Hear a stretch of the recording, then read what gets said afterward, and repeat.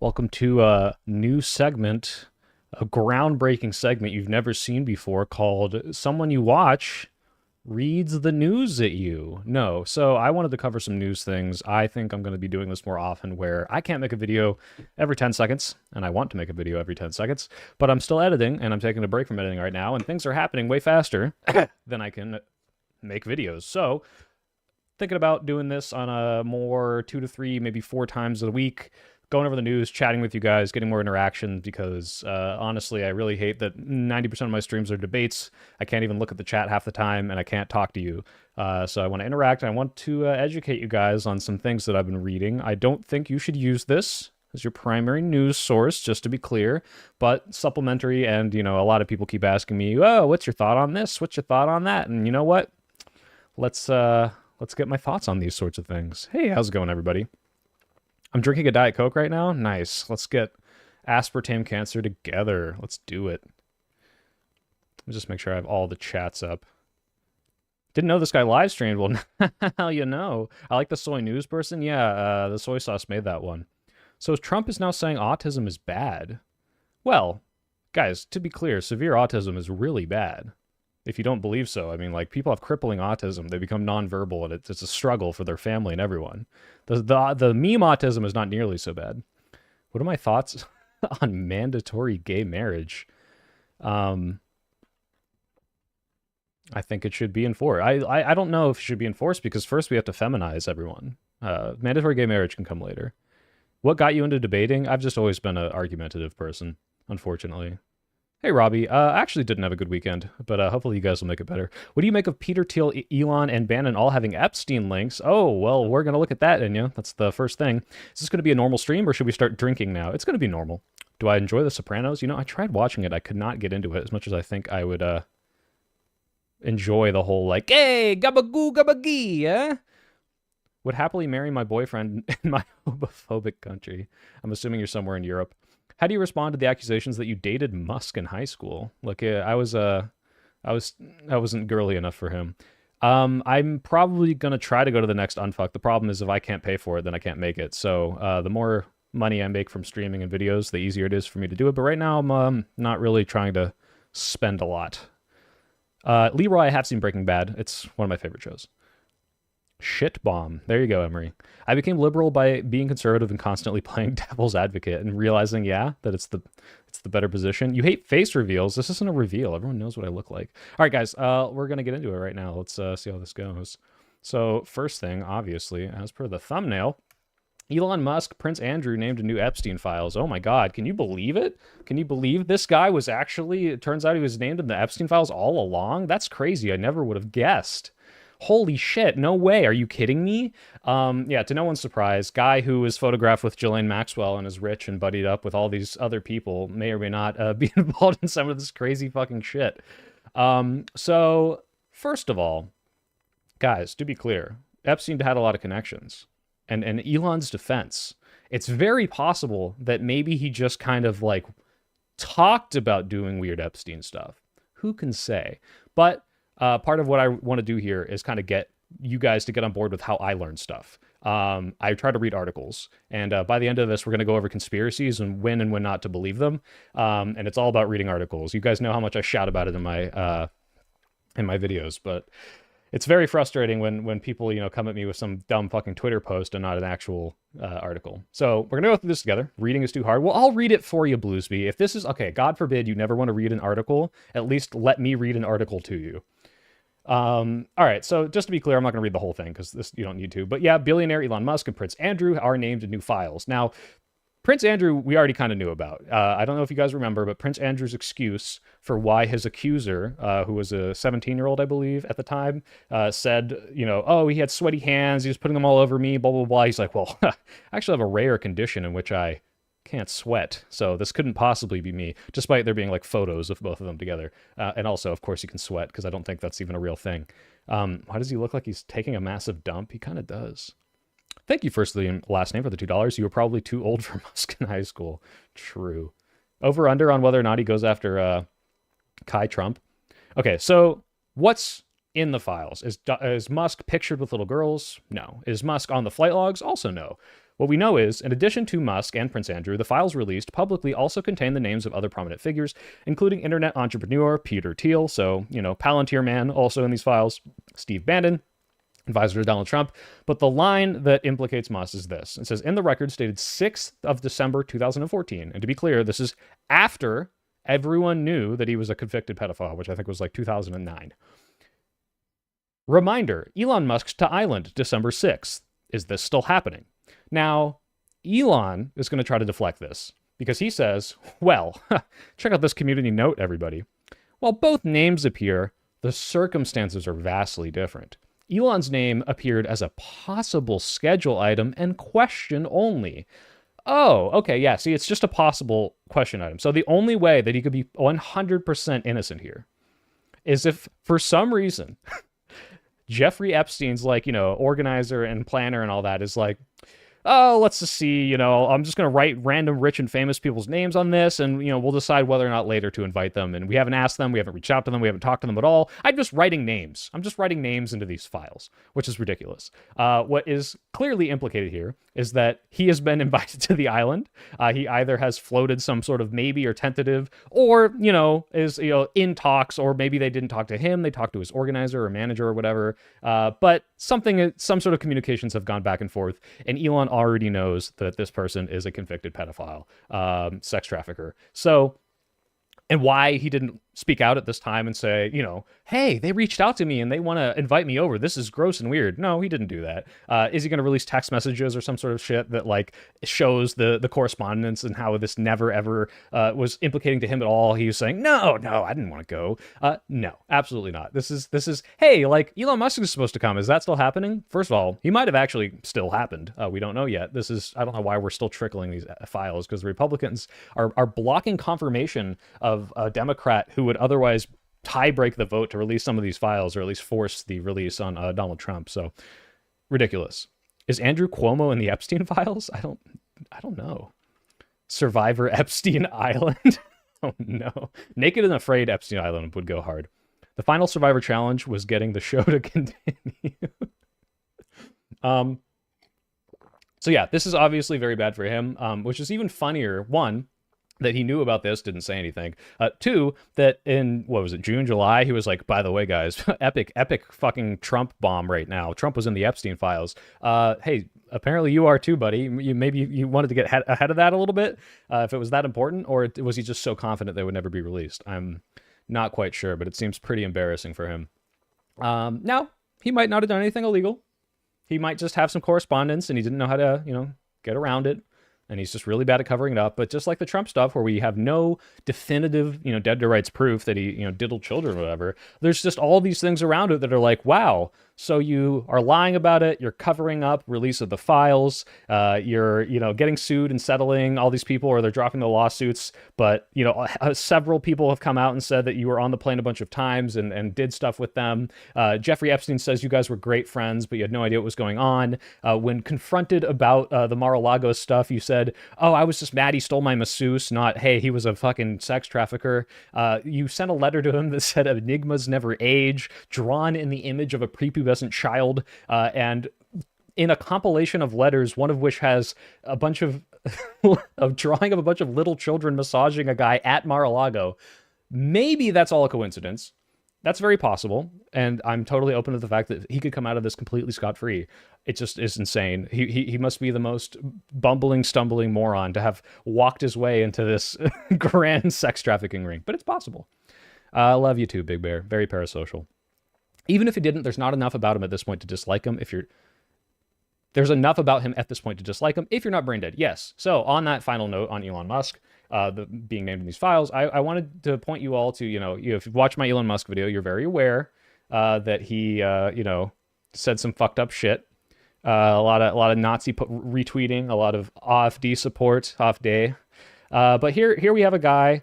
This is, you got to be a little terminally online to understand the full complexity of this meme. So we've got the guy in the boat meme of, oh, look at me, I'm the superintendent.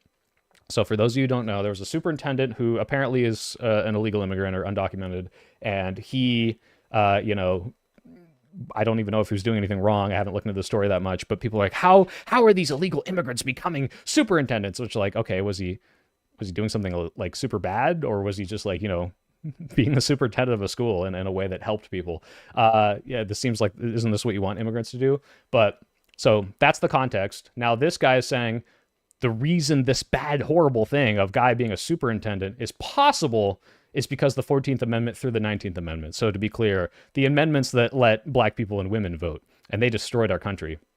And Elon, well, he thinks that's just funny. Haha. Now, let's say I'm putting myself into the Elon PR spin team when this comes out. If this got blasted like on mainstream news network, if if Piers Morgan confronted him about it, someone he cares about his opinion, unlike everyone else, because he's a fucking narcissist and loves when Dave Chappelle audiences cheer him on and almost kills himself when they boo him. He could say, well, no, I just thought it was so ridiculous that they are implying that black and women votes are the reason these illegal immigration problems are happening. What a crazy guy, because he didn't say I agree. He's just, doing the same thing he does to the replies of every other tweet that he agrees with, which is, haha, this is hilarious. 100. He didn't do the 100 with the little arrow. He didn't do concerning. He didn't do looking into this. He didn't do the NPC from Metal Gear Solid thing where it's just the exclamation point. But this is like, okay, like you guys got on my shit for calling him a Nazi. Can I call him a Nazi now, please? Like now he's saying shit like this. This is fucking ridiculous. Thank you, Clara Simp. I love you too. Dude was an Olympian and had a minor gun possession charge. Yeah, like who gives that? Like, whoa, minor gun possession. Like, was he doing gun crime? Like, was he shooting people? Republican men blame women, also Republican men, single and desperate. Yeah. And I can never search this GIF. I don't know if it's a Giphy thing, but they never have the full salute. But it's like, yeah, if only there were other signs that this man might have some, not so nice views about minorities and women. But, I think he was just giving his heart out or whatever. He's not a Nazi. He just platforms, follows, promotes them. Yeah. So I truly believe that he himself might not be like full on, I hate, all of the lesser races. He's just like, well, I don't hate them. He's like, on the way there, and he agrees with like the white genocide narrative, and he agrees with like the immigration is a problem narrative, and he'll promote the AfD, and he'll, retweet the Nazis, but like he might not specifically be like, oh yeah, but also Hitler was a cool guy, right? So, that's different though. It's just the exact same outcome, but he has a slight nuance there. He's like a tier 2 instead of a tier 1 sub to the Adolf. It's ridiculous. But yeah, so if you had some doubts as to whether or not this guy was a bad guy, it's nice that they're being a little more open about it, as scary as it is. Silver lining, we get to figure that stuff out. All right, they're doing numbers on his platform. Oh yeah, no, I mean, like you can just look at any of the people he follows and retweets. And I frequently bookmark. Let's see if I have any of these up. But like, what's his name will I don't know how you guys feel about Evan Loves Worf, but he'll post stuff about it. Okay, I don't have any frequently bookmarked or recently bookmarked, but it's like, it's just like all these accounts that he's boosting that are Nazis. And you can go watch the evidence in my video if you don't believe me. So I'll DM you a screenshot of some shit I've seen there a couple days ago. Sure, thank you, Bluesby. I got an ad break as you were saying. I hate. Oh no! Oh no! Whenever I go onto Twitter to goon, do you go on Twitter to goon? Dude, why? There's like so many other places. I always end up seeing some far right propaganda. Oh God, I hate when my jerk off session gets ruined by oh, hold on, Bluesby. I think I just got your DM. Ruined by far right propaganda. What is this? Is this just your feed? I can't show this on screen because it's on my phone, but I think Bluesby just DM'd me 2 Nazis laughing and the caption saying, and then he called me Nazi as if it was an insult. Like, yeah, they're getting real comfortable with it.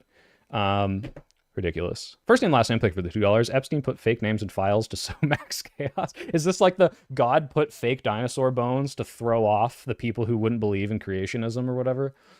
All right. We want to talk about the Trump crackdowns.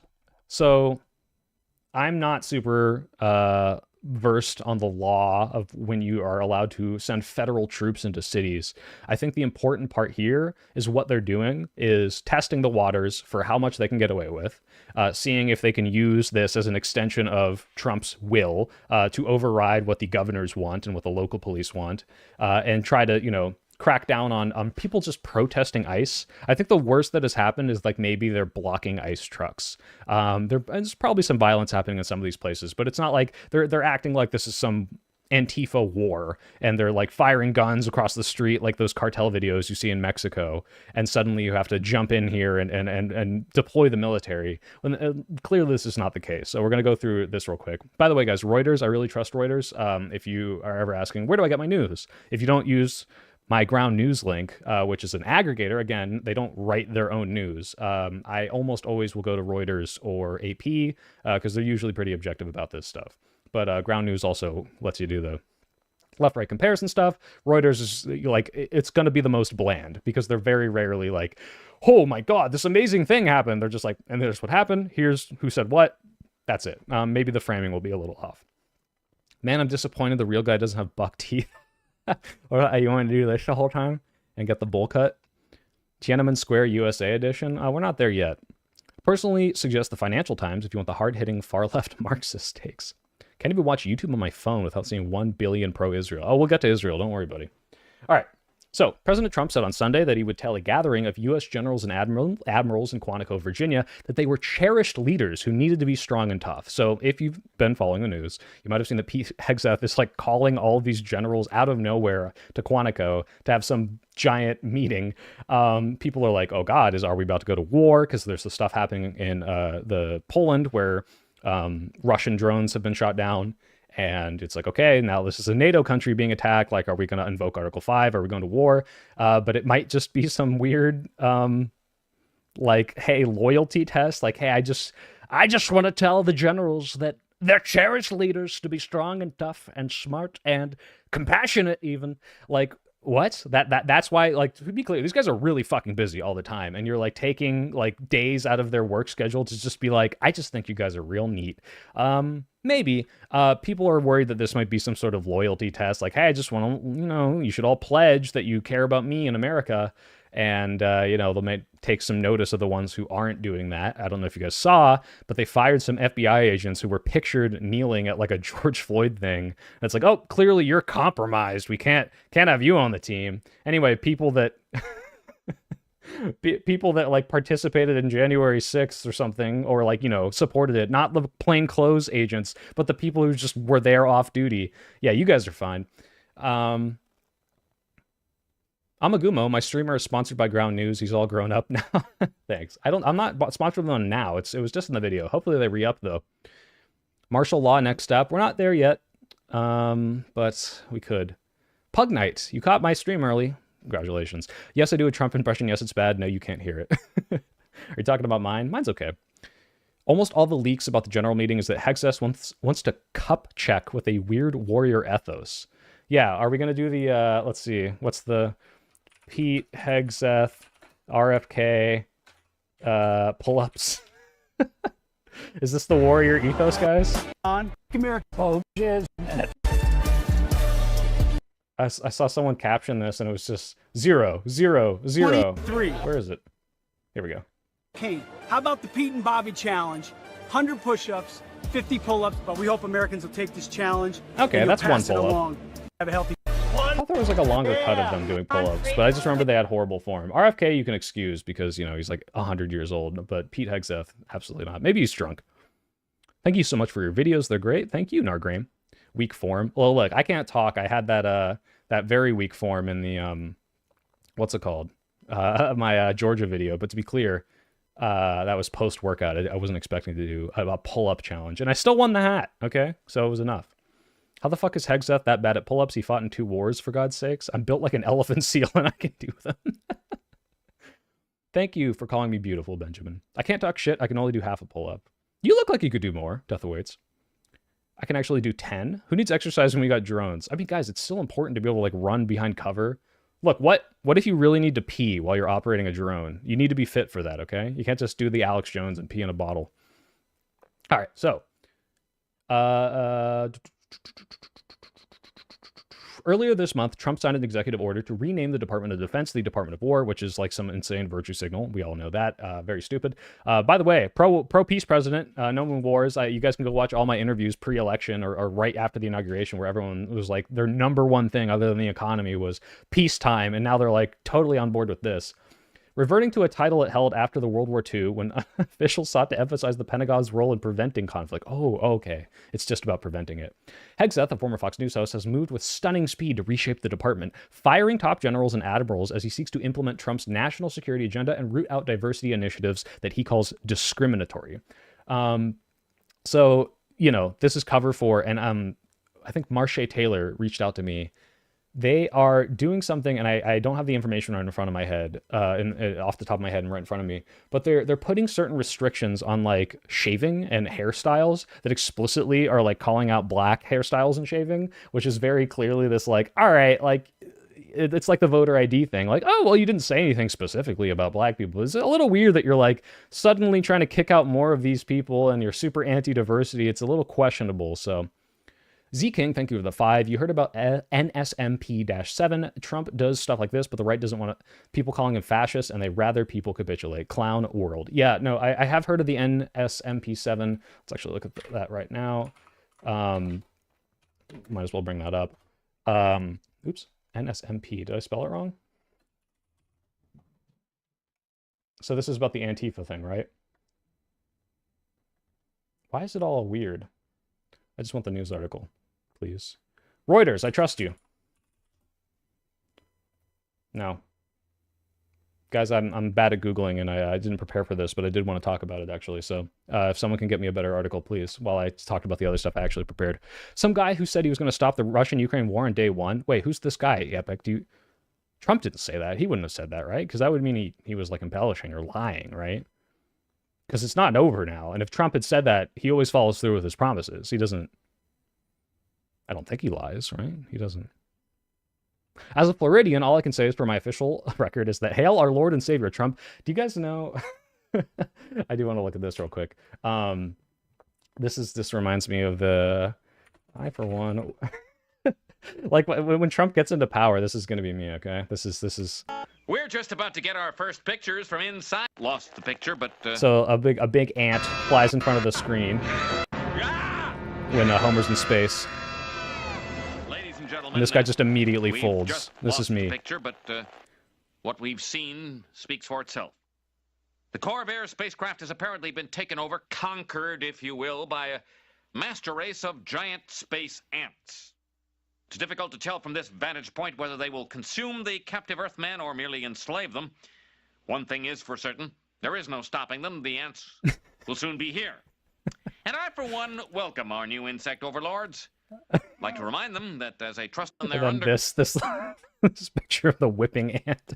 It's so good, but that's like essentially I've seen people doing this, and like don't get me wrong, like, you know, if we have to verbally approve Trump when they crack down on the speech, maybe, you know, it's like, look, President Trump, I approve of all of your doings, and I apologize for any discretions or any clips you might find of me saying anything that would otherwise indicate that I was anti-Trump. It was all part of the shtick and the grift, and I'm actually just super pro-Trump. We love you very much. You're the best president, the biggest president even. We might have to get there, guys. Steamed ham memes. No, that's not steamed hams. Guys, everything Simpsons isn't just steamed hams. All right, so... what was that? Oh, yeah, here. Was this? Yes, okay, so this is the article I wanted to read about the deployment of troops. So he's trying to send troops to Portland, with the implication being that Antifa, the giant evil trans terrorist organization, is destroying ICE facilities. They're exploding. ICE can't do its job when it's really just protests, to my knowledge. So we'll see what his justifications for sending all these people in now that everyone's going to pledge loyalty to him. Soy, make sure you get that Black Rifle coffee sponsor ahead of time. I should do that, actually. That's a good idea. Any thoughts on the Lex Luthor hate monkey farm known as r/conservatives reaction to the... Oh, have they reacted to it? Hold on. Let's bring this up. Let's bring this up. Why don't we? r/conservative. Are they talking about it? Have they said anything? By the way, I'm banned here for life, so... Let's see, Iraq war veteran was the one who attacked the Latter-day Saints church. By the way, guys, yeah, I didn't really want to talk about this as much because, like, part of the whole stream I wanted to talk about was how we shouldn't react to breaking news. But it is interesting because we can't talk about the reaction to this, right? What happened when we had that first initial thing where someone murdered Charlie Kirk? Now, obviously, if someone kills Charlie Kirk, 9 times out of 10, if you had to guess, it's probably someone left-leaning, right? Like, he's right, it would be a left guy. Why else would it happen? Now, it could be schizo, there's a million other things, but, like, it's fair to assume that it was probably someone who didn't like his right-wing politics. But the instant it happens, every single person, before we have enough evidence, or, like, even a shred, is just, it's a trans person, it's a trans person, it's a trans person, it's a trans person, it's a trans person, it's Antifa, it's a left-winger, Antifa, trans, left-wing, we gotta crack down on the left-wing, before we know anything. Now, another thing has happened, and it is against a church, which is, religious institution. So you would think immediately the same thing might happen. Wait, oh, no, they didn't say anything. Why not? Oh, it turns out that it's not at all that. It's some guy with 2 American flags, and he's like a Iraq war veteran, and he's like a hunter, and he wears camouflage, and he doesn't fit the like narrative of being able to blow this up immediately. Oops. Turns out that the reaction is very clearly just like this gut instinct before having information to paint like someone as evil. It has nothing to do with like whether or not it makes sense to do it or whether or not it's like a justified reaction. It's just, oh, well, look, we can use this. Go. It's fucking ridiculous. Meanwhile, these are the people who say don't politicize shootings when it's like we just killed 10,000 children and maybe we need some gun control. So you're banned off that Reddit? Yeah, you shouldn't go here. It's pretty bad. He had a trans Uber driver. Trans Tifa did this to me. Yeah, I hated how much people were fighting about whether or not they were leftists. I'll criticize the leftists, guys. Don't worry. Say it was a trans man, but those don't exist. Yeah, the right hardly ever talks about trans men because it doesn't fit into their like masculinity narrative. So this happened in my state. How have I not heard about this, guys? Don't get your breaking news from me, please. This is for getting my takes on things that are happening. This new segment I'm making. This is absolutely not. Let's figure out what's going on in the world. Please, for the love of God, do not digest breaking news through me. Soy, thanks for a non-debate stream. I'm in appreciation. Yeah, Thanos Duck, I think I'm going to do more of these because I prefer this because I get to talk to you guys more. So that's the point. To be fair, though, guys, I'm not going to make this longer than an hour and a half, maybe 2, because I want to go back to editing, and that's what everyone's crawling for. I even get the Twitter DMs and the Twitter comments like, go back to editing, you freak. So Vosh, but better. I mean, I appreciate it, but I don't like to compare myself to people that I don't hate.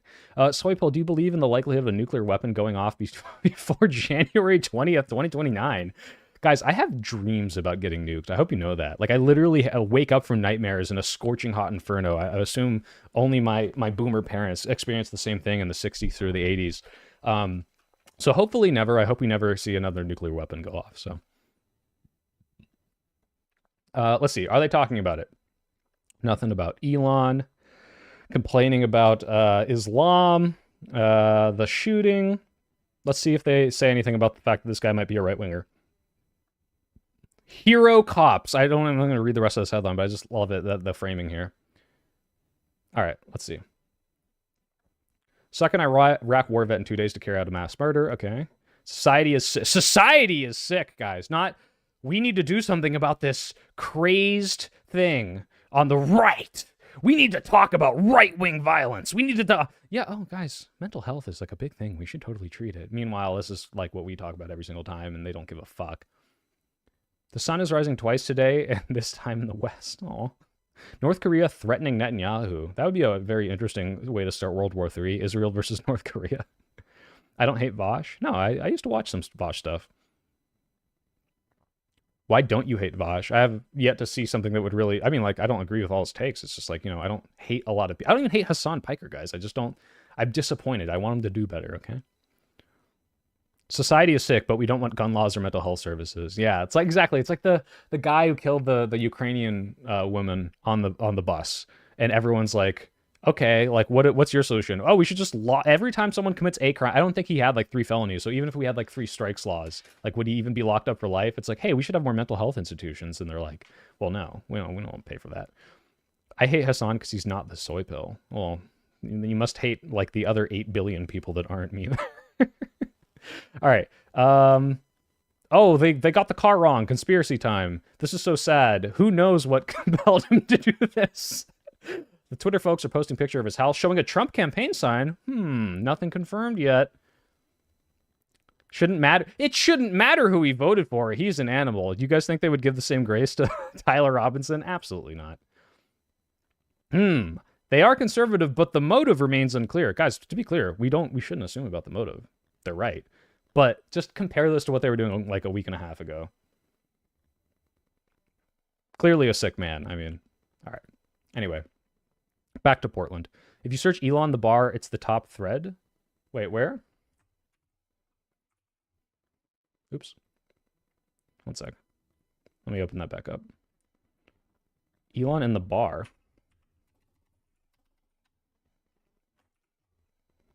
r/conservative Elon Musk. I don't like the Reddit search, guys. It's not very good. All right. Elon documents. This is 2 days ago. It's got some upvotes. Release all the evidence so we have the full story, guys. I don't care if the Pope was on the list, which he's not. We want accountability, not partisan horseshit. But how much is it actually sex crime other than rich guy knew rich guy? All right. Name them as people who fuck little kids or just people on a list. I mean, guys, I don't know. This is the thing oh God, these guys are now we're into the incredulity about the Epstein list.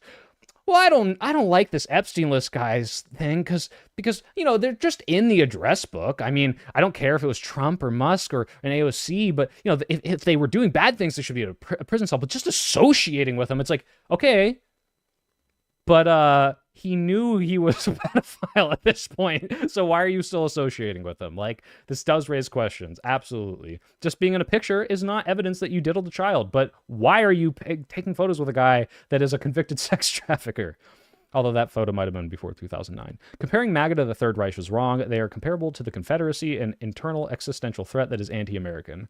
I just thank you, Ace, for the $5. I don't know if the comparisons are always going to fall off at a certain point. Like, Hitler took power really fast, right? Like, he was able to seize and have control. There weren't nearly so many blocks and checks and balances and opposition that we have now in the current government. So can we really compare this fascist takeover to this fascist takeover, or is it more like this? It's always not going to map on 1-to-1, but you can draw the parallels and it's there. Elon was just there for the free food. Yeah, Elon is absolutely someone who needs to mooch. It's never 1-to-1, but there are many striking similarities. Yep. They are compared to Hitler pre-Third Reich and Night of the Long Knives. I would agree with that. All right. Back to this. So, ordering the latest crackdown on a Democratic-led city, Trump said in a social media post that he was directing Secretary Pete Hegseth to provide all necessary troops, all necessary, but keep in mind that word, necessary troops, to protect the war-ravaged Portland. I know we're getting desensitized to this stuff, guys. Okay, Trump's going to say some ridiculous shit. It's the Three Stooges syndrome. They can't all get through the door. We're so distracted. Imagine calling Portland war-ravaged.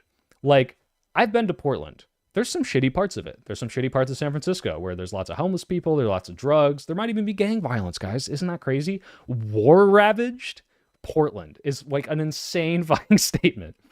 Any of our ICE facilities under siege, guys, under siege, implying Antifa is surrounding these buildings and preventing food and water while we're starving out the ICE agents inside, under siege, under attack by Antifa and other domestic terrorists. Again, the language here is so fucking inflammatory. I know, reading this, if I hadn't pre-read and prepared a stream on this topic, I would have just been oh yeah, Trump, fucking crazy language. It is insane that our president is talking about this way. This is never anything close to this from any other president. Now, what is let's say I'm a mayor of this war-ravaged town. All right, every day you wake up and you look out, gunfire across. Antifa and cops are just opening fire on each other.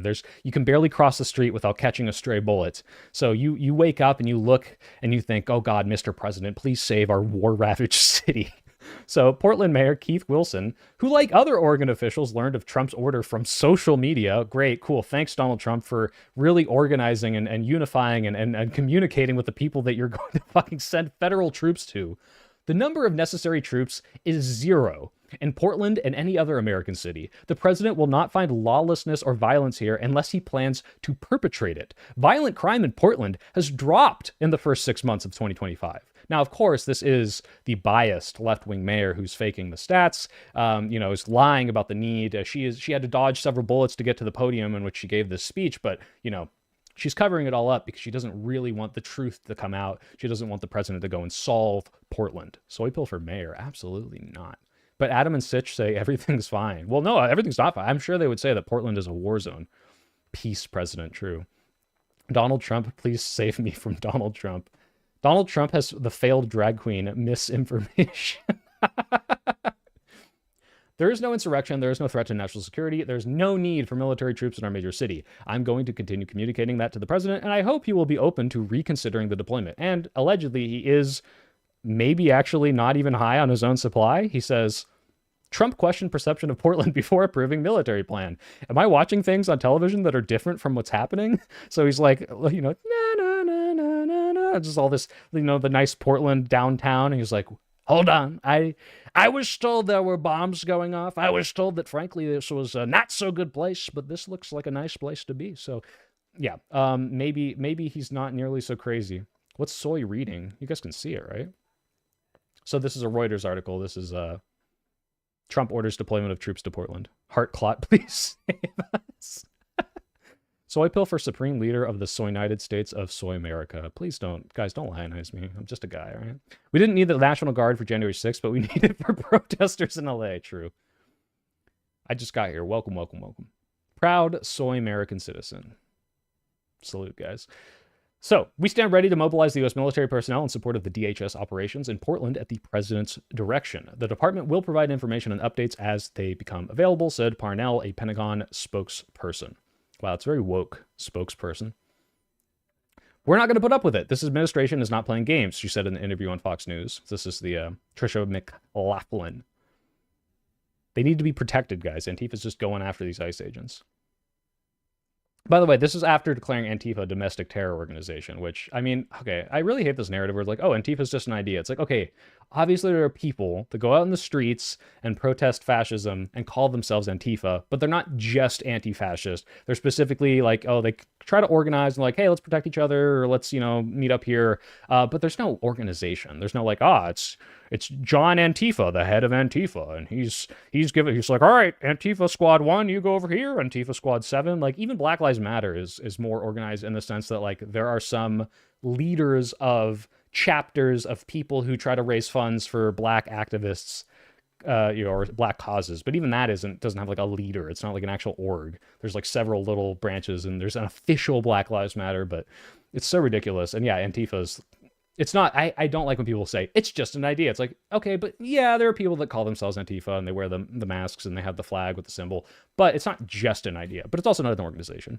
According to the U.S. law enforcement, there has never been a terrorist incident in the United States connected to Antifa. Although, and I think they do mention this, there was that one guy, I don't know if you remember, it was like 5 years ago, who shot like a guy who was part of Patriot Prayer. So yeah, the most notorious episode involving the movement occurred in Portland in 2020. So, you know, maybe Trump is just, you know, catching up to this 2020 thing. Michael Rowan Hall, a self-identified Antifa supporter, shot and killed Aaron J. Danielson, a member of the far-right group Patriot Prayer. And I think there was a video where he just like walks up from like across the street and caps this guy. It was just like cold-blooded murder. It wasn't like this guy was, you know, attacking people or anything. So that was insane. That guy was very unhinged. And I think the cops showed up at his house and just like lit up his car, if I remember.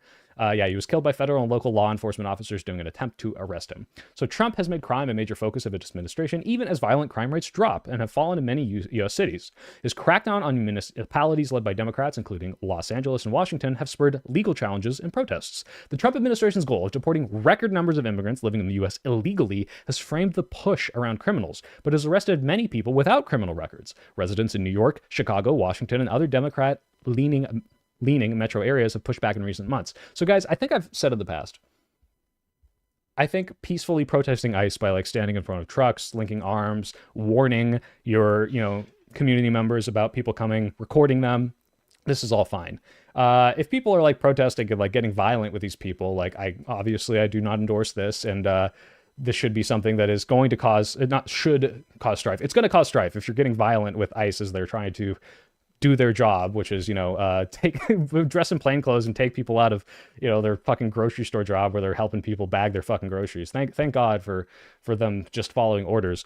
But the idea that even the worst amount of resistance, like people like that need to tear gas to disperse so that they can get the driveway open and get the ice trucks out, needs military crackdown is just a joke. It absolutely is not what needs to happen here. They're doing this to try to, you know, have some sort of Trump arm reach out to these cities and justify this law and order fascist party. So it's ridiculous. It doesn't need to happen. The mayors don't want it. The city doesn't want it. I don't even know if ICE is calling for it, but I wouldn't be surprised if they were. Trump is trying to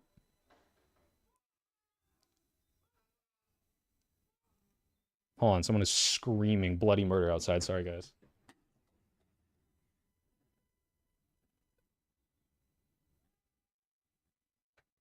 All right, well, if someone just fell down the hill next to my house, I might have to go check on that, but currently not my problem.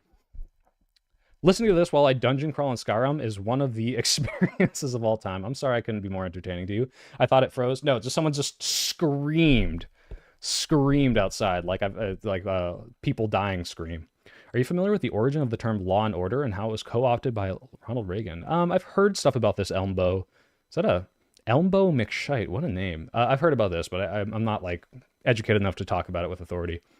Do I like Asmongold? No, I fucking hate Asmongold's someone I hate. One, because he's like just a disgusting human being who repulses me. But two, because he's like, wouldn't it be cool if we like dressed up in Pokemon uniforms and like fucking went down to where their ICE is doing raids, haha, XD, and like saying, yeah, maybe Gazan should be blown up. Like the guy's insane.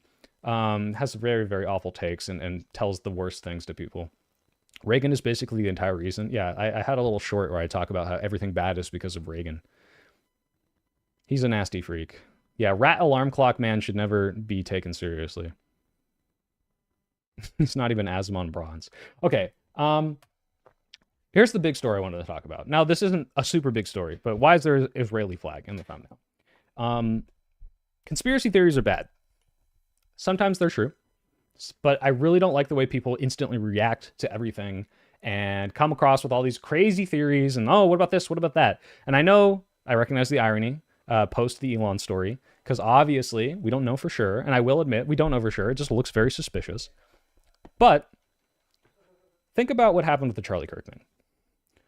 First, it happens, and everyone says, okay, this is probably a left-wing person. Then some Steven Crowder leaks to some news crap that is some vague thing about there being trans messaging. Now everyone says trans. And then the left-wing reaction is, well, no, actually, it's a groiper. And the evidence for whether or not this person was a groiper was like, okay, he might, Nick Fuentes has had a feud with Charlie Kirk, and here's a photo of him Slav squatting, like the Slav squatting Pepe. So, like, hold on, let me see if I can pull that up. Just to be clear, like, I saw this being the evidence that he was a groiper. Tyler Robinson, Slav squat Pepe. Yeah, this was being used as evidence that this guy was a groiper. This. First of all, Pepe and groiper, this is groiper. This is a Pepe. They're branches, okay? So, is it possible that he was a groiper? Yeah, I had my fingers crossed that he was. But the idea that like, oh, definitive proof, now we can all just like, cheer and, oh, well, good, we did it. Everyone celebrated when he wasn't trans, which, I respect that. I understand. He really didn't want the crackdown. And obviously the right wing got ahead of themselves. But the left wing saying, oh, he's a groiper and celebrating that because he dressed as Trump for Halloween and did the Slav squat was just as bad. Well, not just as bad because they weren't, demonizing the entire right wing and saying that the president should use the military force to crack down on them, but just as jumping to conclusions. So I do not like this instant react meta. The like, oh, well, like, let's just, make me feel good about this story. What can I find that makes me feel good about this story? It's okay to speculate. It's okay to say, hey, Elon Musk is in these files, and no, I don't think for sure he's a, got a dead to rights pedophile, but this does look very suspicious, and I'm going to tell people about that. But make sure that when you repeat things to other people, you're only going to repeat definitively the things that are confirmed to be true, and everything else can be speculation.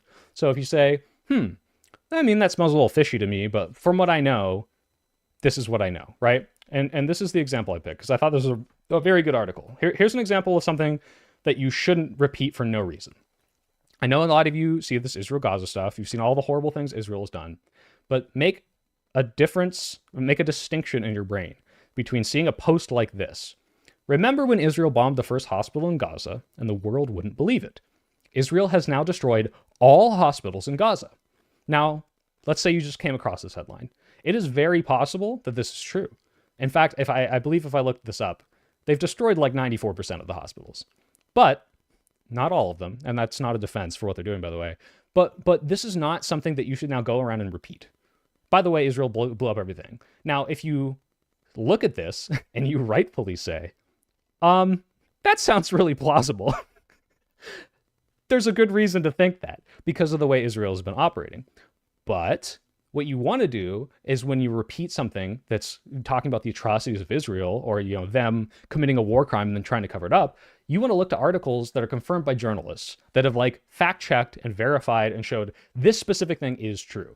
Because one, you're not repeating misinformation. So if something you said is not true, for example, if some fucking dipshit person who wants to defend Israel comes out and says, well, yeah, technically there's still 5% of hospitals, they can't have that even little bit of leeway. It's like, no, like I'm repeating the verified claim that this has happened.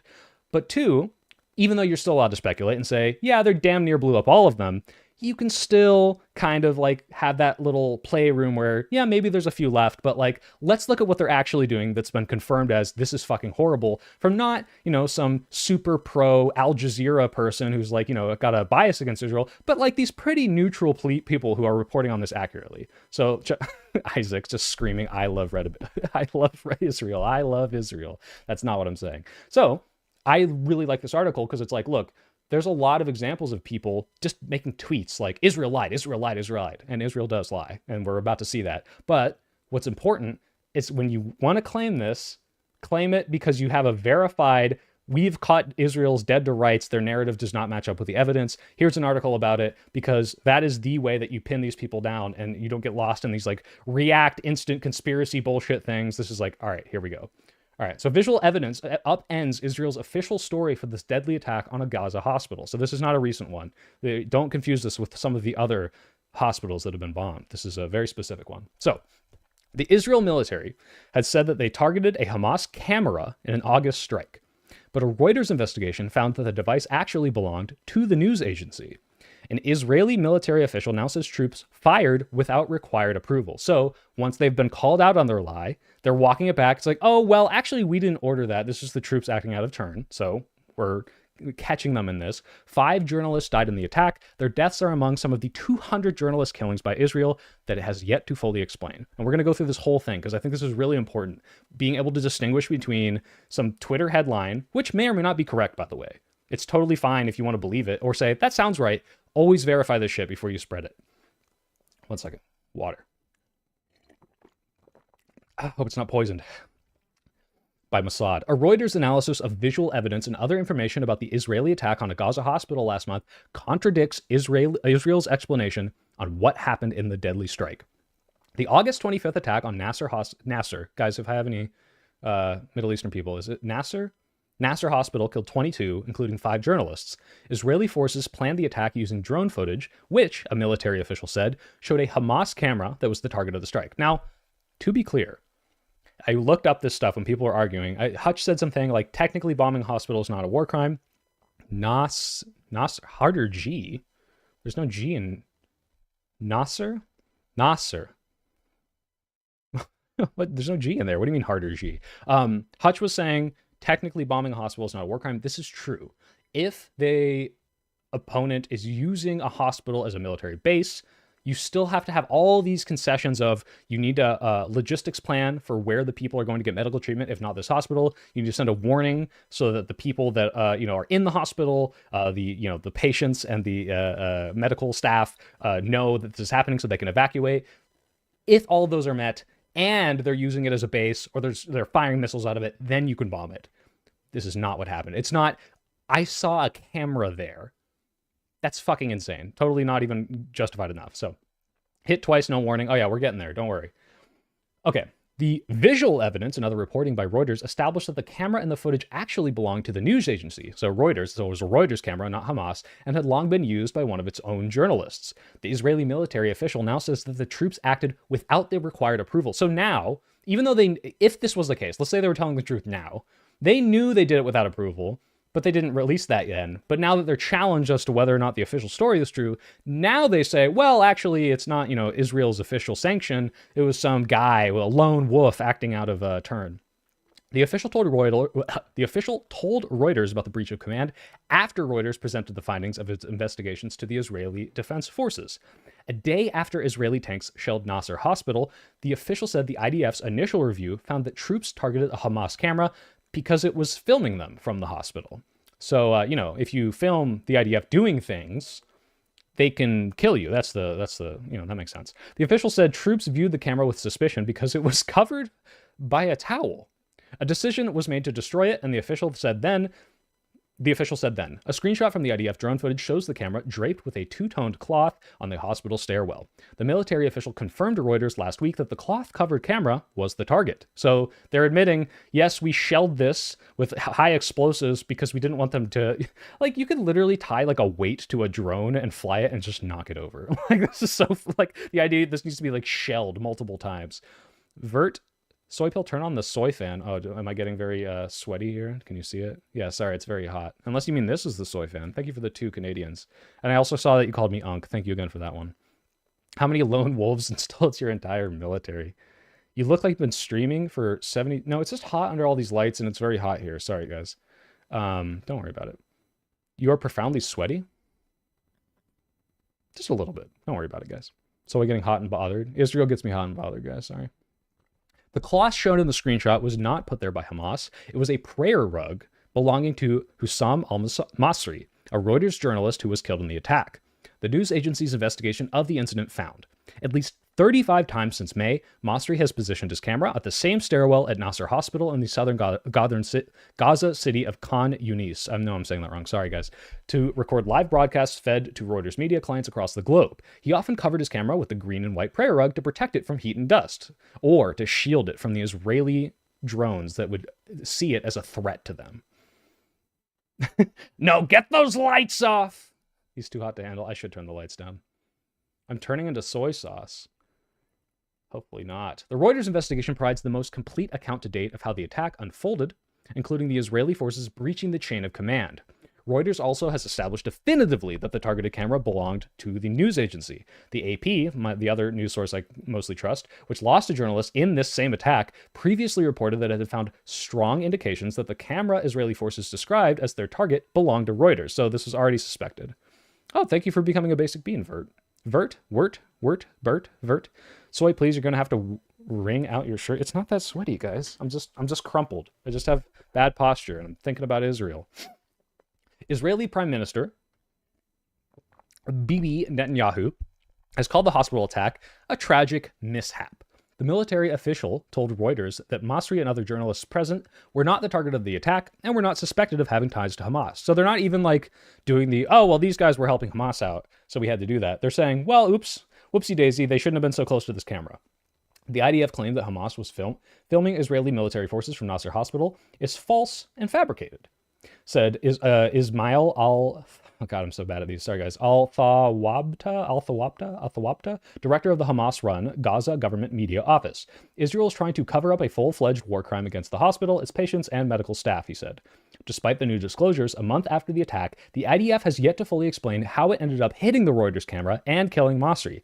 The Israeli military has also not explained why it did not warn hospital staff, so this is one of the things I mentioned, you have to do this first, why it did not warn the hospital staff that it intended to strike the hospital, why after striking the camera in the initial attack, the IDF shelled the stairwell again 9 minutes later, killing other journalists and emergency responders who had rushed to the scene. So if this was the only thing they were doing was to get the camera down, why did you blow it up again? So the only possible explanation I could imagine them coming up with was, hey, we just missed the first time. The camera was still up.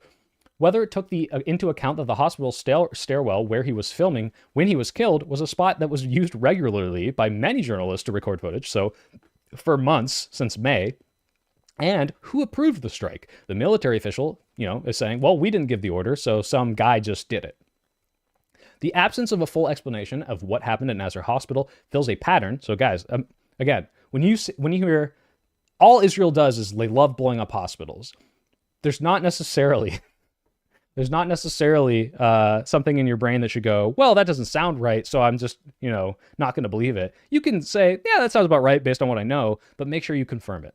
And so when Reuters is like, hey, them having a shady explanation for blowing up this hospital is actually very easily, falls into this pattern of them doing it. That's when you're like, oh, okay, this official news organization who does these actual investigations, who is usually unbiased when they write these things, has shown this pattern here, here, here, here. These are the incidents. Now I can confirm that when I see a tweet and it shows a bunch of rubble and it says Israel is a war crime committing genocidal, state or whatever, I'm not just repeating some propaganda I saw. Here, anyone who questions this and, oh, you've been poisoned by the algorithm, I can show them an actual source that confirms this action abhorrently. This is very important.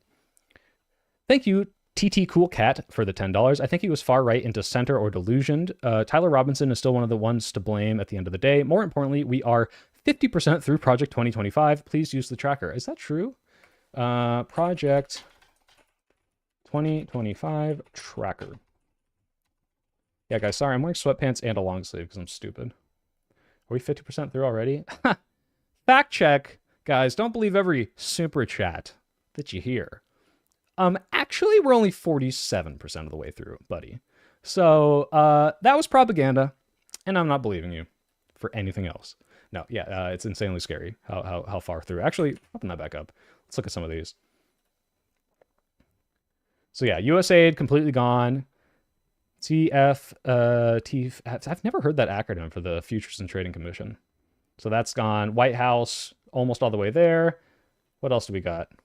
Haven't completely dismantled the EPA. Taken over the Department of Homeland Security. What's at 0%? FDA isn't fucked yet. Yeah, we can still kind of trust our food for now. Federal Reserve. Yeah, we haven't gotten rid of Jerome Powell. Yeah, it's not looking very good, guys. But, we're trying. We're trying to fight back. Hey, Connor Mason, thank you for being a member for 5 months. A big bean, even, if you will. My fear is that Elon's break with Trump was calculated. He intends to make a third party, get like 5 seats, and then use them to swing Republican. I don't know. I don't think that was it was too sloppy. I know these people are incredibly sloppy themselves, but I don't think that was like a planned thing. I think they had a falling out. He wouldn't have dropped the Epstein thing if it was planned. Absolutely not. I think that was just absolute slop. But now they're going to try to make up. Did you see that the Doctors Without Borders has announced that they're leaving Gaza because Israel has made it impossible to do their humanitarian work? I didn't, but that makes sense. So why did you see the Trump crash out after Kimmel got back on the air? I didn't. Does he have like a bitch fit about it? Elon is going to see Tron Ares and try to make AI soldiers, and they're all going to be Jared Leto, and they're all going to be pedophiles. He had a really bad ketamine trip. Yeah, it's like the Alex Jones. Sorry, I had a very spicy bowl of chili. I didn't mean to call you a pedophile. How do I become a member? I don't see it on YouTube. That's a good question. I don't know because I'm not a member. I think you can like click something on my channel. But don't worry if you can't. You can also go to my Patreon and support me directly. I'd love that. All right, so the absence of a full explanation of what happened at Nasser Hospital fits a pattern in Israeli military attacks that have killed journalists since Israel launched its nearly 2-year offensive after the Hamas attack on October 7th, 2023. It feels like so recently. The Committee to Project Journalists says it has documented 201 journalists and media workers killed in Gaza, Israel, and Lebanon, where the war has spilled over shortly after the initial attack. The count includes 193 Palestinians killed in Israel and Gaza, 6 killed by Israel and Lebanon, and 2 Israelis killed in the October 7th attack. Wait, Israel killed 2 of their own journalists. I didn't even know about that. The CPJ, what is that? Oh, Committee to Project Journalists, said Israel has never published the results of a formal investigation or held anyone accountable in these killings. Furthermore, none of these incidents prompted a meaningful review of Israel's rules of engagements, nor did international condemnation lead to any change in the pattern of attacks on journalists over the past 2 years, says Sarah Kuda, CPJ's regional director for the Middle East and North Africa. The IDF operates to mitigate harm to civilians as much as possible, including journalists, an IDF spokesperson said. Given the ongoing exchanges of fire, remaining in an active combat zone has inherent risk. So, for example, if you're standing next to a camera with a towel on it that's been there since May, we might, tank shell it twice. One, to make sure the camera gets knocked over and kills people in the vicinity, and 2, just to make sure we got it. The IDF directs its strikes only towards military targets and military operatives, like a camera, and does not target civilian objects and civilians, except cameras, including media organizations and journalists, unless they have a camera. In examining the August 25 attack by Israeli forces, Reuters reviewed more than 100 videos and photos from the scenes and interviewed more than 24 people familiar with the attacks and events. The sources included 2 Israeli military officials and 2 Israeli military academics briefed by military sources on the strikes. All told, that 22 people were killed in these 2 attacks, including journalist Mariam Daga, who worked for the Associated Press and other news organizations, and Muaz Abu Taha, a freelance journalist who worked with several news organizations, including Reuters. Daga and Masri were among many journalists who routinely gathered on the landing to record from a high vantage point and to file reports from the Khan Yunis area of Gaza. Masri's live broadcasts captured Israeli strikes, ambulances bringing the wounded and the dead to the hospital, and the destruction of the surrounding area. So, if this was just an accident, hey, we thought this was a gun or something, like, I don't know if you guys remember this, but there was this, like, very big scandal involving, what was it, WikiLeaks and, not Chelsea Handler, oh my god, what's her last name? The trans woman who leaked this, please, someone in chat help me. Not Chelsea Clinton, not Chelsea Handler, what's her last name? Chelsea Manning, thank you. So Chelsea Manning leaked this video of this Apache helicopter, like, Chelsea womaning, like seeing some people carrying some things in their hands, turned out to be news equipment, and just vaporizing them. And this was a huge fucking scandal because it turns out these weren't weapons. So instead of coming at this and saying, well, we thought these were weapons and we shelled it because we wanted to get rid of those weapons. And even though that breaks the rules of engagement, because we're not supposed to do this without warning all the people in the hospital and setting up an alternative for this hospital, we had to get rid of these weapons. They're just claiming it's a camera, which it was. And because they thought it belonged to Hamas, that justified shooting it not once, but twice. And this is like dead to rights, just like the most obvious war crime, like you are killing journalists, like best case scenario, you're just so stupid that you think you don't have to follow the rules. Worst case, you're obviously trying to kill journalists and people in this hospital. This is the kind of stuff you need to share with people when they're like, I don't think Israel is doing war crimes. I don't think Israel is doing anything wrong. I think Israel is just like trying to fight against Hamas, free the hostages. It's like, what about this? Do you think this is just like an oopsie doopsie? Because we can point to a pattern of this happening. And over and over and over again, they're oopsie doopsie killing a bunch of innocent people. This is not getting the hostages back. This is not fighting back against the evil government. This is not Hamas hiding behind human shields. They're not even bringing up, oh, well, Hamas was in the building, but, these people unfortunately were there. This isn't a human shield thing. The only thing they can hide behind is, well, we didn't tell them to do it. They just did it. That's it. This is fucking insane. So, and yeah, is there an investigation? Has this person been looked into? No, we don't know what happened. Oh, dang, I missed the aircraft carrier. Oh, no, I thought you were making a joke. Oops, I shot a child in the head. Yeah. Whoopsies, guys, our bad. Please forgive us for our little war crime fucky wucky. Fun fact, Chelsea Manning was the woman that Grimes left Elon for. That's true. I forgot that Chelsea Manning cucked Elon Musk. That's so funny. All right. Moving onward, because this is a really good article. Guys, if you ever bring me a conspiracy theory, if it's not at least this in-depth, I don't want to read it. A few days before the strike, an Israeli military surveillance drone recorded a camera on the top level of the eastern stairwell at the Nasser hospital. According to the Israeli military, who cited the IDF's initial inquiry, and the 2 military academics with close contacts in the Israeli military, troops characterized the camera as a threat. They said, because Hamas has used cameras to plan attacks. So, in the same way that you could, look and see maybe some IDF routes or times of when they leave and patrol, you could also use a camera to do that, and therefore it needs to be shelled. Asked whether the group used cameras, the Hamas official says that it used them to document its attacks on Israeli soldiers. Well, we know this. You can see camera footage of that.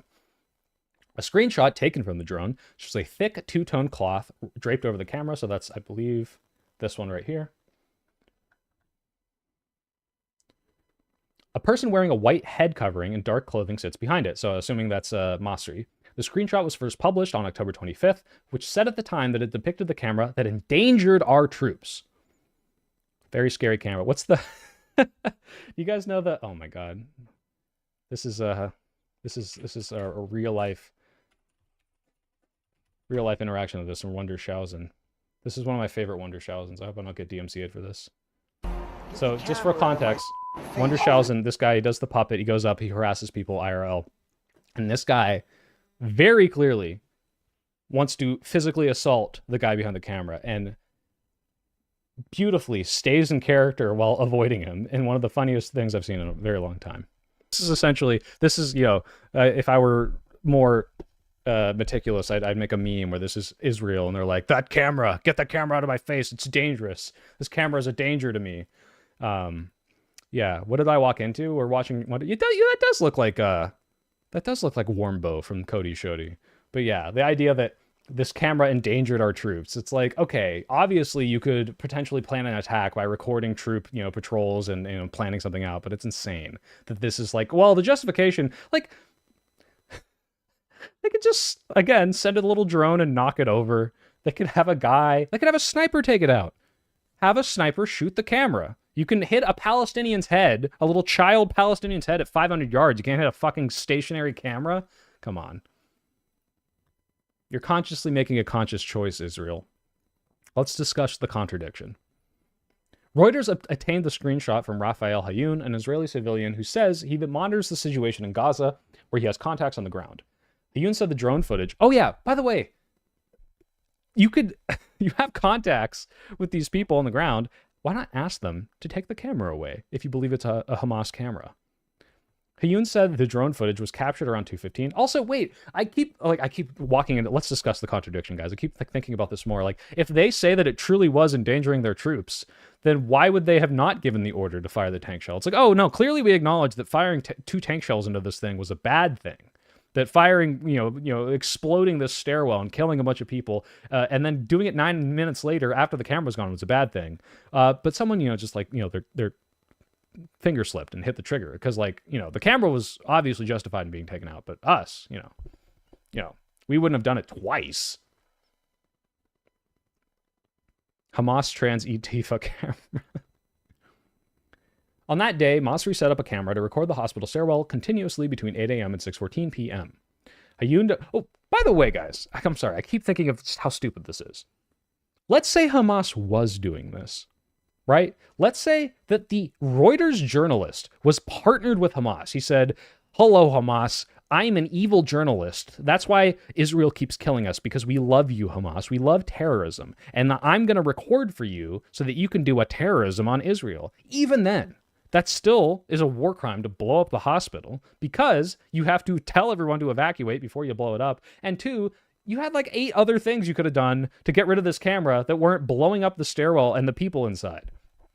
So this is so fucking stupid. The camera from that picture was the camera that they attacked, said Israel military officials.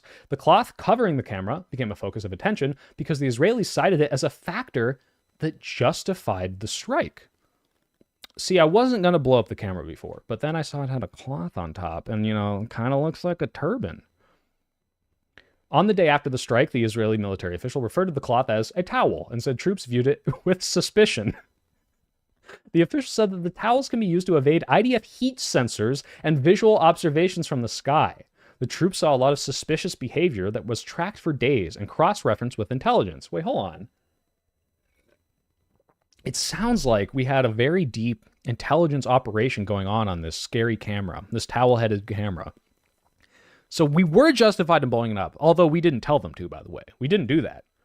But we were justified, but we didn't do that, because we didn't do that.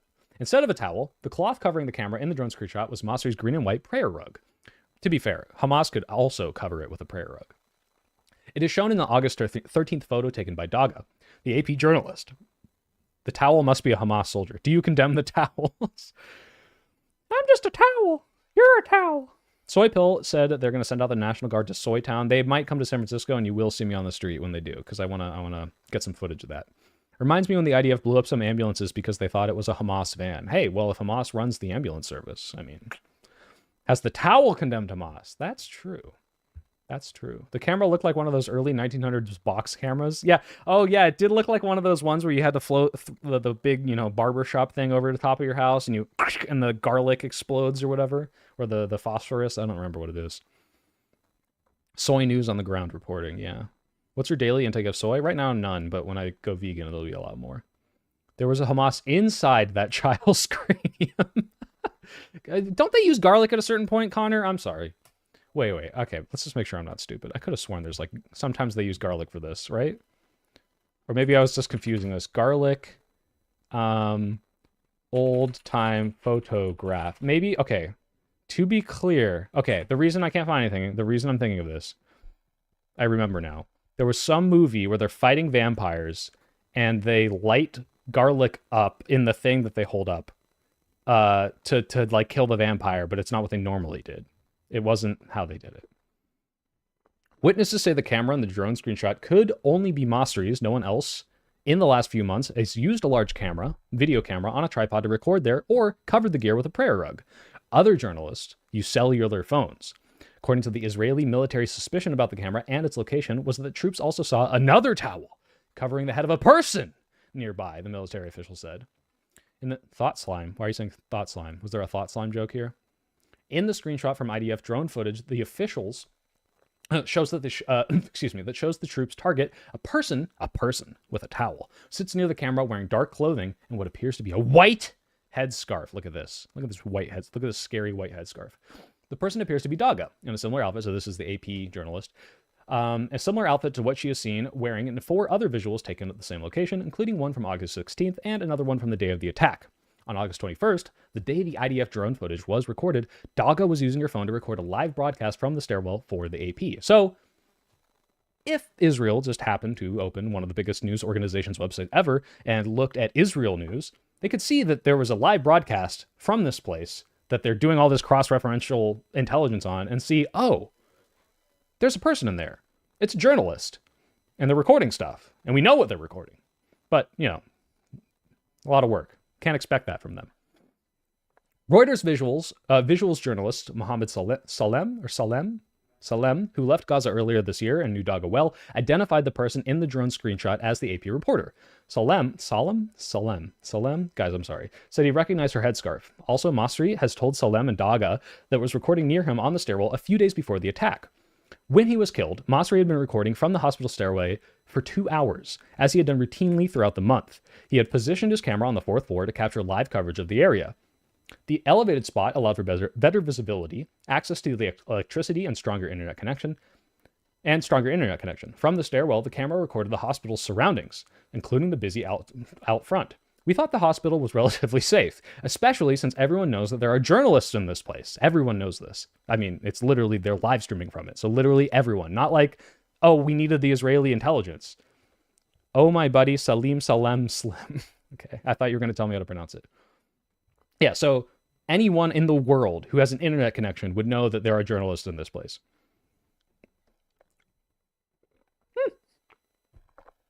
In the early days of the war, Reuters shared with the Israeli military locations of its teams in Gaza, including Nasser Hospital. So they even told them specifically to try to ensure that they would not be targeted, the Reuters spokesperson says. But after many journalists were killed in IDF strikes, Reuters stopped giving precise locations. Wow, that's crazy. At one point, they thought, well, if we're just good faith and tell them where we are, this is fine. But you're killing so many of us that we actually think it's better to not share. However, Israel was fully aware that Reuters and multiple other news organizations were operating from Nasser Hospital, which has been one of the nerve centers for the coverage out of Gaza. Witnesses said that the IDF had drones in the sky throughout the attack. About 40 minutes before the first tank strike, Reuters photographer Hatem Khalid was outside the hospital. He sent a message to Khan Yunis colleagues on a WhatsApp group. Quadcopter now exactly over Nasser Hospital. Maybe this is what they're going to say. Well, hey, look, we sent a fucking drone over. That means leave. At 10:12, about 4 minutes after the first attack, freelance journalist Khalid Shath recorded a quadcopter drone flying over the hospital again. I don't know about you guys, but after looking at the evidence, I think I'm on the IDF side. I hope you're joking, first name, last name. This is why Hamas shouldn't use jammers. The IDF didn't have comms and had to make a swing in the dark. We just...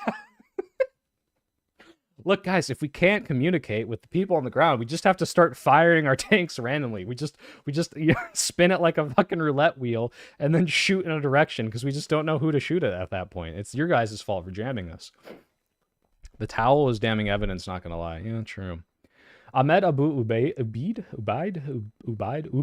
a doctor in the forensic medicine department, who was injured in the second strike. Remember, they shot again 10 minutes later, so after the camera was presumably destroyed. So the drone hovering in the air entrance for hovered in the air for over 10 minutes. It was recording and seeing us and seeing we were all doctors and civil defense and nurses and journalists. So they had eyes in the sky watching these doctors treating these people, and they still shot again. So now that they have this evidence, so it's like, why the fuck would you do this? Now they're like, well, we didn't order it. Actually, we don't even know who did it. Every time you try to pronounce a name, you sound like you're chanting an ancient spell. Sorry, guys. The camera was Transtifa. It's like the shotgun merry-go-round saw trap that they're shooting. Yeah, oh my god. Or Killing of the Sacred Deer, where he like blindfolds himself, has his family on the couch, and he's just spinning in circles, like firing every time he stops. I don't know if I guess I'll spoil the movie for you guys. This is the...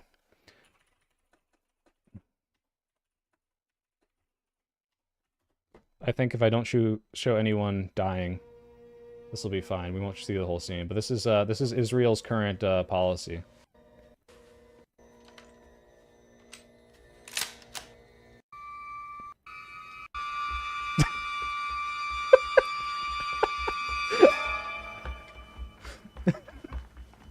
This is Israel's current official military policy. Oh, we missed that time. All right, so I gotta cut that off before he actually hurts anyone. This is called Killing of the Sacred Deer. Killing of the Sacred Deer. It's a very strange movie. I didn't understand this movie until I found out it's modern retelling of a myth. I didn't know that. I just was weirded out by it. Honestly, I wouldn't even recommend it, but that scene is funny. He said that some of those killed and injured in the attack were on the ground level, multiple floors below where the shell struck and hit with shrapnel. Israel forces have repeatedly targeted hospitals in Gaza. Oh my god! Spasm, you're right. They did have towels on their heads. Maybe that's for the best. Maybe that is what they should be doing. Hamas was operating from them, which the group denies. Attacks on... Okay, by the way, even if Hamas was in these hospitals, firing rockets at Israeli civilians, the worst possible understanding of this, you're still not allowed to just blow the hospital up. You have to give proper warning to the staff and the doctors and say, we are going to take out this enemy base of operations. You need to evacuate, and you have to set up a alternative like logistics plan for the people that need the medical treatment. Like this is in the I don't know, it's not the Geneva Convention, but it's like listing this as a war crime. Israel trying to hit a clip, bro. They're wall banging. Attacks on hospitals typically constitute war crimes. Oh, they're going to talk about it here. Two legal scholars told Reuters, there's a narrow exception when a hospital is used for activity harmful to the enemy, said Tom Dannenbaum. Of course, when it's German, I can pronounce it. A professor at Stanford Law School. But even when this threshold is met, attackers must ensure that expected civilian harm isn't excessive compared to a military advantage, and they must first give warning to allow the other side to stop misusing the hospital and provide reasonable time to comply. So you have to even like, yeah, hey guys, it looks like you're using this hospital for some pretty shitty stuff. You have to leave or you have to stop. We're going to blow it up otherwise. None of this happened. Mohammed Sakher, head of the nursing at Nasser Hospital, said the IDF had the phone numbers for the hospital. So the communications apparently aren't being jammed. And regularly they regularly called the head of the hospital to ask about the number of patients and supplies. So they already had direct lines of communication with them. The hospital never received a warning of the attack. If they had warned us, we would have prevented this catastrophe, Sakher told Reuters over text message. Reuters also never received a warning of the attack, according to the Reuters spokesperson. The names of Masri, 49, and Daga, 33, and those of 3 other journalists killed in the August 25th attack add to a long list of journalists killed during the Israeli offense while doing their work and in circumstances that the IDF has rarely helped elucidate. Reuters still has received no explanation for why, in October 2023, an Israeli tank fired 2 shells at a group of clearly identified journalists in Lebanon who had been filming cross-border shelling. The strikes killed Reuters journalist Isam Abdallah and wounded 6 other journalists. Towel, 5 letters. Hamas, 5 letters. Coincidence? It's true that Towel did have a camera. But if we give them a heads up, then Hamas will relocate to a different hospital. Okay. Sure. Then let them. Maybe kill them on the way there where they're not in the hospital, if that is really what's happening. But yeah, like, oh, well, they'll get away. We have to get them now. It's like, well, do you have to blow up the hospital to do it? Is that the only way you could possibly kill them? Well, it turns out there are rules for this. You can't just blow up the hospital. Tough shit. Yeah, human shields are shields for a reason. Obviously, you'd think they'd stop using the human shield line when they clearly don't respect the shield part, because they're still blowing them up. I didn't know the IDF was so scared of cameras like ICE. Yeah, true. Nearly 2 years after the attack, the case is still under examination. An IDF official told Reuters last week. Hostilities spread to the Israeli-Lebanon border shortly after the Hamas attack on October 7th, when Hezbollah began firing rockets into Israel. The list of unexplained IDF killings of journalists date back to before the Gaza war. Now, to be clear, guys, some of these things may be justified here or there when it's like, it's the fog of war. Not everything, like we don't have perfect information of every possible incident. We don't have like a perfect simulation, cameras and all this. Some of it might be, okay, like I remember, I think there's credible evidence that certain UNRWA workers were working with Hamas. Totally possible. Now, does that justify blowing up aid trucks? Absolutely not. But it's not just every single person who's working for an NGO was completely unjustified, like war crime thing. And that's why stuff like this is important, because when we have a credible news organization covering this with all the evidence and the receipts, here's the photos, here's what Israel knew, here's what they said first, here's how they walked it back.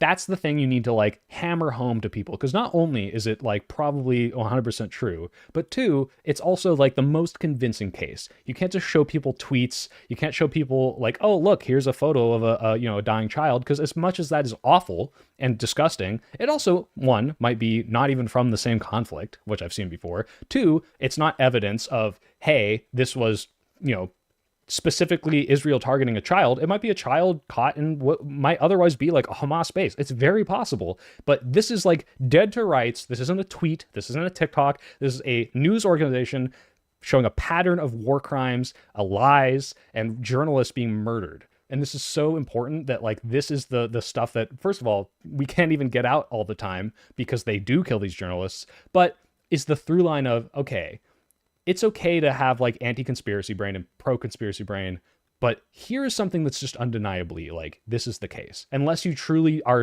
you're so conspiracy brained that you think every single news organization is out for Israel. When Israel says working with Hamas, they very well could include the Gaza Hamas Health Ministry. Yeah, that's true. Okay. Al Jazeera correspondent Shireen Abdu Akleh, wearing a clearly marked press vest, was shot dead while covering an Israeli army raid in the West Bank of Jenin. Israeli authorities initially said that armed Palestinians were likely responsible. Later, I remember this one, Israel's military concluded that there was a high possibility that the Palestinian-American national was accidentally hit by IDF gunfire. No criminal investigation would be launched, the military said at the time. Al Jazeera condemned the killing of its reporter as a heinous crime, saying that it was intended to prevent the media from conducting their duty. A military spokesperson told CNN that the IDF was very sorry. Well, we're sorry for the death of Abu Akleh. The IDF has not provided a full account of how she was killed. Well, it was an accident. After the killing, Israel said its forces do not intentionally target journalists. Which, hey, by the way, that could still be the case. Maybe they're just accidentally bumbling around and killing all these people because they do think they're Hamas. Anyone with a towel on them is, this is the most convincing anti-Israel stream I've seen. I don't know if you're joking, Michael Stark, but I hope so. Because when you're anti-Israel, you're going to get wrapped up in a lot of different groups. You're in the same tent as Groypers. You're in the same tent as anti-Semites. You're in the same tent as super far left people. You're in the same tent as regular liberals. You're in the same tent as crazy liberals. You're in the same tent as a lot of people, because a lot of people hate Israel. And if you're going to be anti-Israel, you need to have some pretty convincing reasons why. Because a lot of people have terrible reasons for hating Israel, and a lot of people have good reasons for hating Israel. And if this is the reason why you're like, oh, actually, wait, now I'm a little more anti-Israel, I hope so. Because this is like, look, here is a objective news organization documenting a war crime, which is very different from some tweet or some like anti-Semitic bullshit rant. This is what you need to have in front of you. This is what you need to read through. I know it sucks reading articles, but the reason I'm going through this with you is because this is the stuff that convinces people like me. And this is the stuff that like really cuts through the conspiracy bullshit. I really respect the Jewish organizations who speak out and march against the genocide happening and how they aren't letting Zionism hijack their religion and name. I do too. I'm technically Jewish, guys. The anti-Semitism is just a coincidence. Wait. They called a drone strike on Greta Thunberg? Is that true? Is she dead? What if the articles are biased? So here's the thing. Oh, wait, biased towards Israel? I trust, like, you shouldn't take my word for trusting Reuters and AP, but a way you can see this is, like, let's see. I'm going to bring up an article on Nasser Hospital from just, like, something that I wouldn't otherwise read about. Let's see.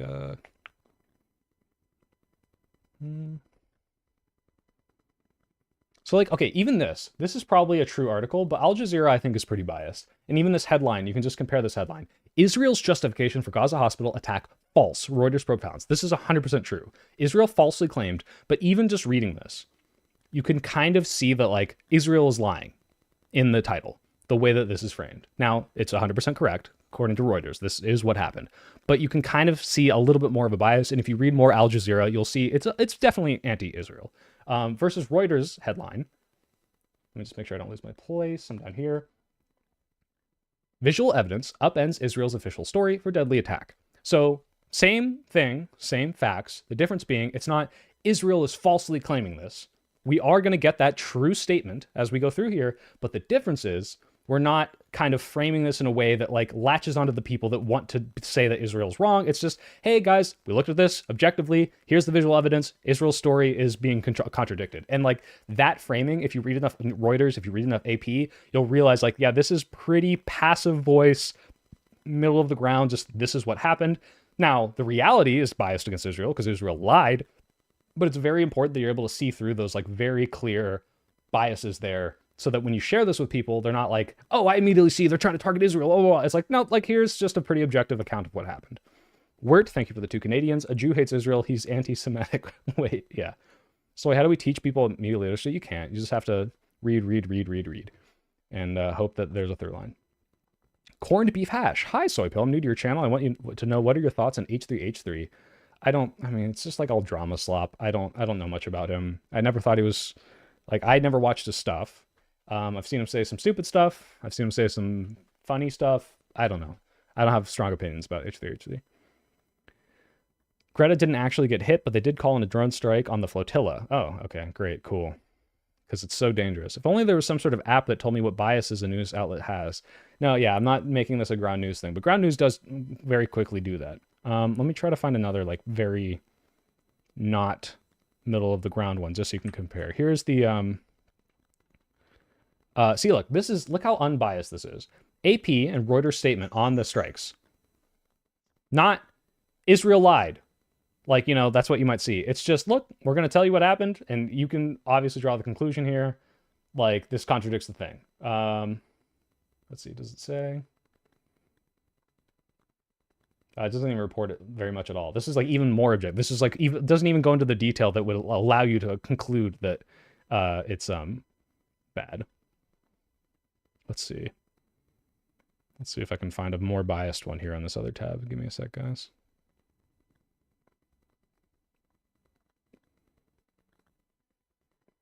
Maybe should I go, is there like an Israel like news site that I might find?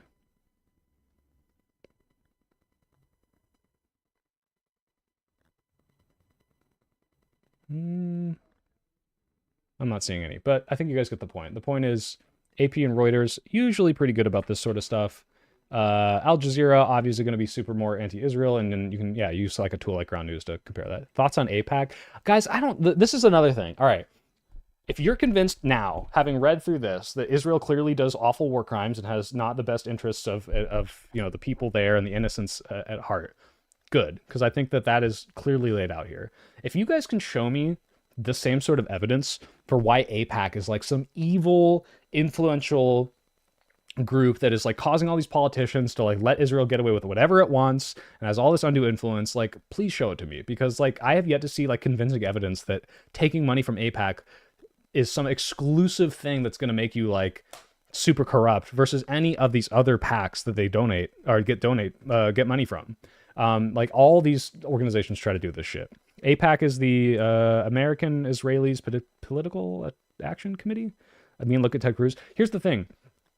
The difference between AIPAC giving someone money and then that person changing all their opinions, saying Israel can do whatever the fuck it wants, and AIPAC saying, here's a bunch of people like Ted Cruz who believe in the Christian God and say that the Jews need to be in Israel when the fucking rapture happens for the rapture to come true. So I'll give him money because he'll support us. Those are very different. Obviously, the second one is the AIPAC saying this makes sense for pro-Israeli things. The other is I'm paying people to be pro-Israel, and they will never stop being pro-Israel because I paid them. So I need to see like convincing evidence that these people are just like become total shills once they're paid. Although there is a lot of evidence of like people saying like, oh, they're hesitant to criticize Israel, they'll vote this way. But like even AOC, who to my knowledge has taken zero money from AIPAC, is still being criticized for some of her Israel positions. And I'm not sure if that's to maintain relations between America and Israel. I don't know why. I even asked Ken Martin about this, and I'm like, still don't have a satisfying answer. But that doesn't mean it's not happening. I just think there's a lot of American-Israeli Public Affairs Committee. Yeah. American-Israeli. Yeah. I need to see more convincing evidence before I'm like, AIPAC is an evil fucking thing. It's like, okay, like, as opposed to a Japan pack that's saying, I want you to be pro-Japan. Like, the difference is Japan's not doing the genocide thing, but like, show me like the way that AIPAC is influencing in this horrible, awful way. What is the ideal solution to this conflict? Okay, I cannot solve Israel-Palestine. I don't know, man. Unironically, I say this as a joke, but like we just literally migrate all the Israelis to like pick it up with hooks, take all the land, fill the rest of it with dirt so they can rebuild, they can make Gaza 2, and then lifted up Israel next to Manhattan Island. Little new Jew, make a Jew York. All right, let's finish this up. The same day, the Israeli military released the names of 6 men whom it said were terrorists killed in the strike. So, didn't provide evidence of this, they just said it happened. One of the men listed by the IDF, Omar Abu Tim, was killed elsewhere, not in this attack, so fucked up or lied. Thawabta, the head of the Hamas-run Gaza government media office. Well, you might have lied. Another man was a first responder, according to the first statement, Gaza's Emergency Services Organization. Reuters identify him in footage from August 25th, in which he's seen rushing up the staircase after the first strike, which presumably got the camera. So their other justification might be, well, after we blew up their camera, Hamas ran in and we just had to, make sure we double tapped. After the second strike, his body can be seen hanging off the ledge of the 4th floor. A third man, listed by the IDF, was a member of the hospital staff, according to the post on Nasser Hospital's Facebook page. 2 other men were visiting patients. See, actually, I am a little skeptical of this. It's like, well, we only think he's a hospital staff based on a Facebook post. Like, that's not great evidence, but this is, again, they're not saying, therefore they're wrong. They're just saying, hey, this is what we're seeing here. This might not be true. This is the evidence. Come to your own conclusion. So they don't try to make that conclusion for you. If you were reading a more biased thing, a third man listed by the IDF was definitely a member of the hospital staff. And then they'd leave this part out. It's like, as per Reuters source. Or Reuters source contradicts this, right? They're just saying, hey, a third man, they listed them as a member of the hospital staff, was a member of the hospital staff that was listed as a terrorist by the IDF. So they're not telling you what the solution is. They're saying this might not be true based on this. 2 other men were visiting patients at the hospital and were taking part in rescue efforts when they were killed in the second strike, according to members of their families, who said the men had no affiliation with armed groups. Now, again, this could be true, or it could be, people that were trying to help out because they saw a bunch of people killed, and they happen to be Hamas. But you think IDF fucking knew that when they shot a second shot in there? Absolutely not. Reuters could find no details about the 6th man except to confirm that he was killed. On the day after the attack, the military official who spoke to Reuters said the troops operating near Nasser Hospital identified a camera pointed at them in the days before the strike, and that actions were approved to remove the threat. So, on the day after the attack, the military official said these were approved. Now that we're showing that this is clearly just a camera from Reuters, they're saying, well, we didn't approve this, we're not really sure what happened. So I'm obviously skeptical of this. But again, this article doesn't say that anyone here is lying in particular. This military official could be lying. The IDF could be lying and saying, yeah, we approved it, but now we're going to say we didn't. There's a lot of stories that could happen here. The point is, clearly this was unjustified, and you are looking into what Israel military is doing. Is this Israel is a malevolent force who is lying about everything they're doing to kill everyone? Potentially.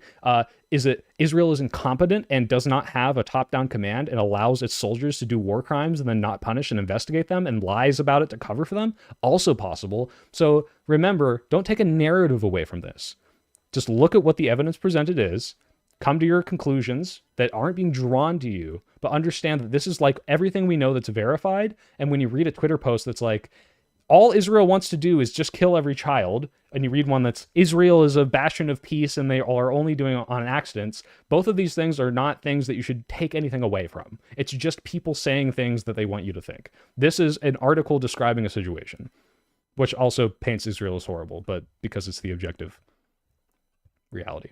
Masri's recordings from Gaza captured a wide array of scenes in front of Nasser Hospital, with some shots showing military activity far in the distance. On August 20th and 21st, for instance, the camera captured Israeli diggers and a bulldozer excavating a demolished area 2.4 kilometers northeast of the hospital. Satellite imagery of the area on those dates shows the equipment surrounded by at least 5 tanks, which are not discernible in Masri's footage. Citing the IDF's initial review of the incident, the military official told Reuters that troops had correctly identified the target of the attack. The official, however, said that the IDF had launched a closer examination into possible mistakes made in the attack's execution. We're looking into this incident to understand what went wrong in the process of execution, acting against a real target that was threatening the forces. The camera, by the way. Among the failures Reuters found was a breach in the chain of command. Okay, so this is really important. Reuters is now confirming part of the story. Someone fucked up. Maybe, and this seems to be how it's portrayed, and as you're reading this is what you have to be thinking. Maybe it's Israel's, all they do is they're lying. Israel's the most evil. IDF is the most evil thing ever. They just want to kill civilians, and they lie about it. But also, it's very possible and very plausible that you've got people acting out of turn, people not listening to authority, a breakdown in the chain of command, and doing awful things. But this is not paint an entire narrative of how we're portraying this. It is, hey, this happened. This was an accident. Israel doesn't give a fuck. The chain of command, broke down, and they lied about it to make themselves not look good. But that doesn't excuse it. This is like, make sure you're objectively understanding what happened and not trying to run away with whatever narrative someone's trying to tell you to believe. IDF rules require the approval of a very senior officer before firing on a civilian target if troops are not under attack. Well, they were pointing the camera at their face, and as we saw, that's very scary. In the case of Nasser Hospital, the forces on the ground would have had to obtain authorization from the heads of the IDF's Southern Command, which has overall responsibility for the Gaza front. But the troops did not have approval from the commander, Major General Yaniv Assor, the military official said. Reached by phone, Assor told Reuters that he was not authorized to speak to the press. Authorization for the strike would have had to include a legal assessment to ensure that the characterization of the target complied with international law, which did not happen, a second Israeli military official said. Such assessments are binding on Israeli troops. An attack is not supposed to proceed without this permission. The official said that he was not aware that any such legal advisory was sought or given before the attack on Nasser. So this is now what the Israeli military is saying. So again, there's multiple ways that this could be interpreted. One, they totally were okay with this happening. They did approve it. They said, I don't give a fuck about civilians, blow them up, and then double tap to blow up even more civilians and aid workers because we hate Gazans. Possible. It could also be a breakdown of the chain of command. They didn't get the approval. They knew they wouldn't get the approval, so they just blew it up. Okay? So you look like Goob from Meet the Robinsons. I get it all the time. That's also possible, that they're just like, hey, like, we had people that weren't listening, they didn't follow the rules, and then we covered up by lying about it and saying, nope, this is definitely justified. There's a bunch of different ways to look at this.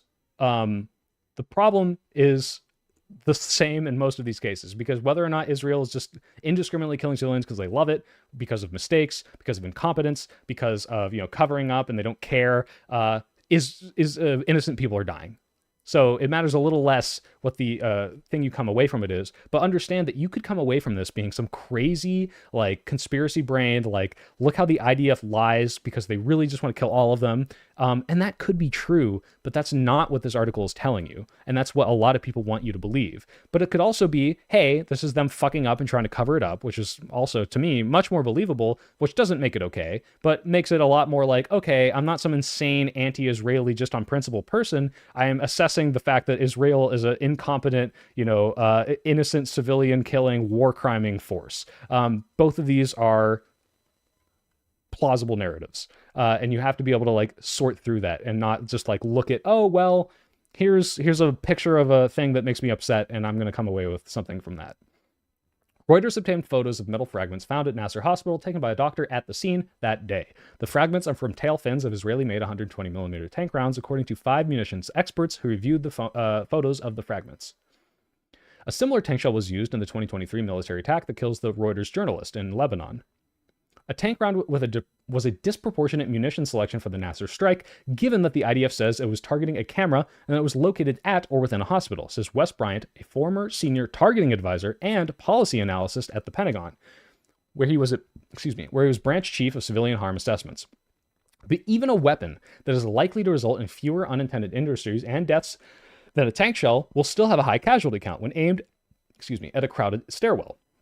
So even if they had done something smaller, like a grenade or like a rocket launcher or something, like this still wouldn't have been justified. And again, if this camera was such a they could have had a drone with a towel, another towel on a string, flew the drone up and just covered the front of the camera. Just knock it over or something. The IDF still has not explained why it struck the stairwell a second time, as journalists and first responders crowded on the landing. So assuming they have undeniable proof that this happened again, they'll say, oh, well, we didn't approve it and they just did it again for some reason. But, it wasn't the IDF's fault. It was this one guy, and we don't know who was driving the tank at that time because we don't have records of who was there. Like, they're going to make excuses for this. Is Mr. Pill eating spicy food or having a mental breakdown? No, I'm just getting really sweaty. Reuters photographed Khalid after... Reuters photographer Khalid was outside the hospital preparing to start his workday when the first blast hit. He grabbed his camera and rushed towards the building, documenting the scene along the way. He climbed the stairs to get to Masri. When he found him, Masri was already dead, his body covered in dust, his clothes torn apart, and his equipment damaged. Khalid kept filming. I couldn't do anything to help him other than document what had happened, he said. Rescue workers arrived and began moving Masri, placing him in a white bag.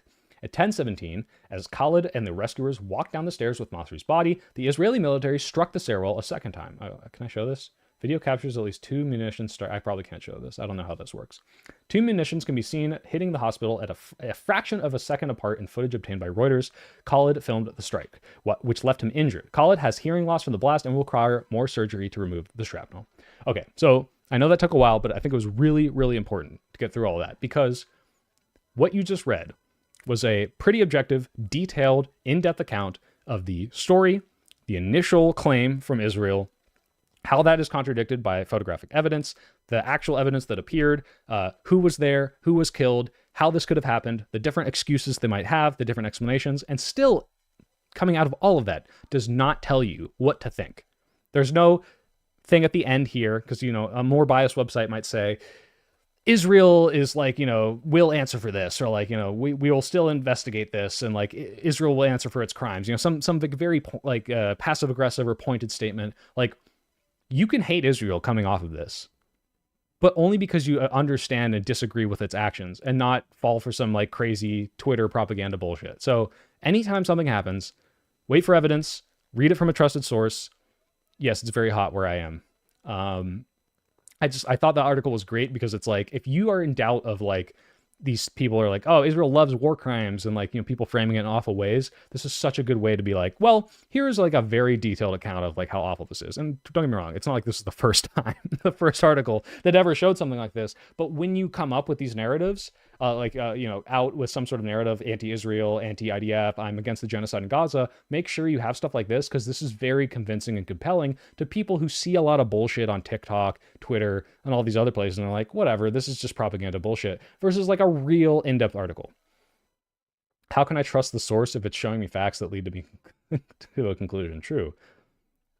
You'd make rice taste better since you're turning to soy sauce. Thanks.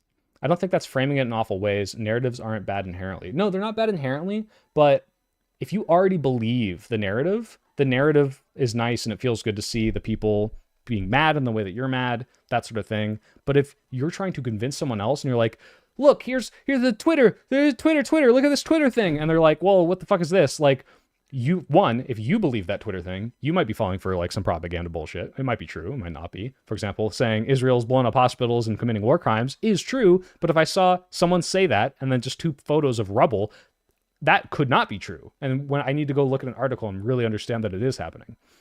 And also, yeah, you got to reach out to people and convince them like, hey, this is awful and we need to vote people out and draw red lines and make sure we stop funding this bullshit. I'm not sure that Reuters journalists had used a towel before, so Hamas. True. It's important to reach out to people who are ignorant but flinch at hints of bias. Yes, exactly. Like, this is how you're like reaching people who may or may not already agree with you. All right, guys. I'm going to flip to the look at my big sweaty head screen and then answer a few more questions and head out. I hope you enjoyed this segment. This is me looking at the news, talking to you, interacting more, doing less fucking debate bullshit where I can barely talk to you. I hope that this was informative and helped you guys learn about some stuff that's happening and made you not so conspiracy brained. Any last minute questions from my beautiful little soipers? The double standard is crazy A musician streamer, Hassan, said that any of this he would be called evil and anti-Semitism. I don't think Hassan would report on it this way, but you know, he's also a lot more biased than I am.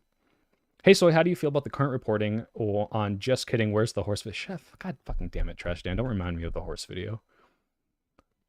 My question is, if you do think it's a genocide, then what's the point of giving them the benefit of the doubt when you know they have in the past been guilty of war crimes? Because let's say it is a genocide, right? Let's go with this. Like, Israel is trying to exterminate or ethnically... Well, okay, to be clear, they are trying to ethnically cleanse. They want to kick everyone out and, you know, put their own government in or whatever. But genocide, the reason so many people were adverse to using it, the reason I was adverse to using it when this first started is because that has a lot of implications behind it. Like, we're trying to kill everyone. Like, we are ethnically cleansing. This is awful. And it seemed to me that there was a very understandable case of, hey, they just took a bunch of hostages and now they're going to go in and try to get those people back. Now, as this develops and more awful things happen, you're like, okay, this is no longer a narrative that makes sense at all. And so being able to show people stuff like this is an important way to get people who might be adverse to more extreme language when it might not make as much sense to apply, even if the writing's on the wall, to be clear. I'm not saying those people are wrong for calling it out early. But when I say give the benefit of the doubt, it could be very possible that Israel says, yeah, we want to kick them all out and, you know, have like complete martial law, bring them back in, do XYZ, like, you know, thing where we have total control over everything and we have run the government, blah, blah, blah, blah.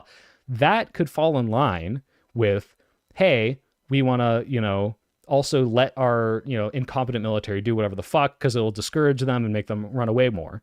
That's not giving them the benefit of the doubt.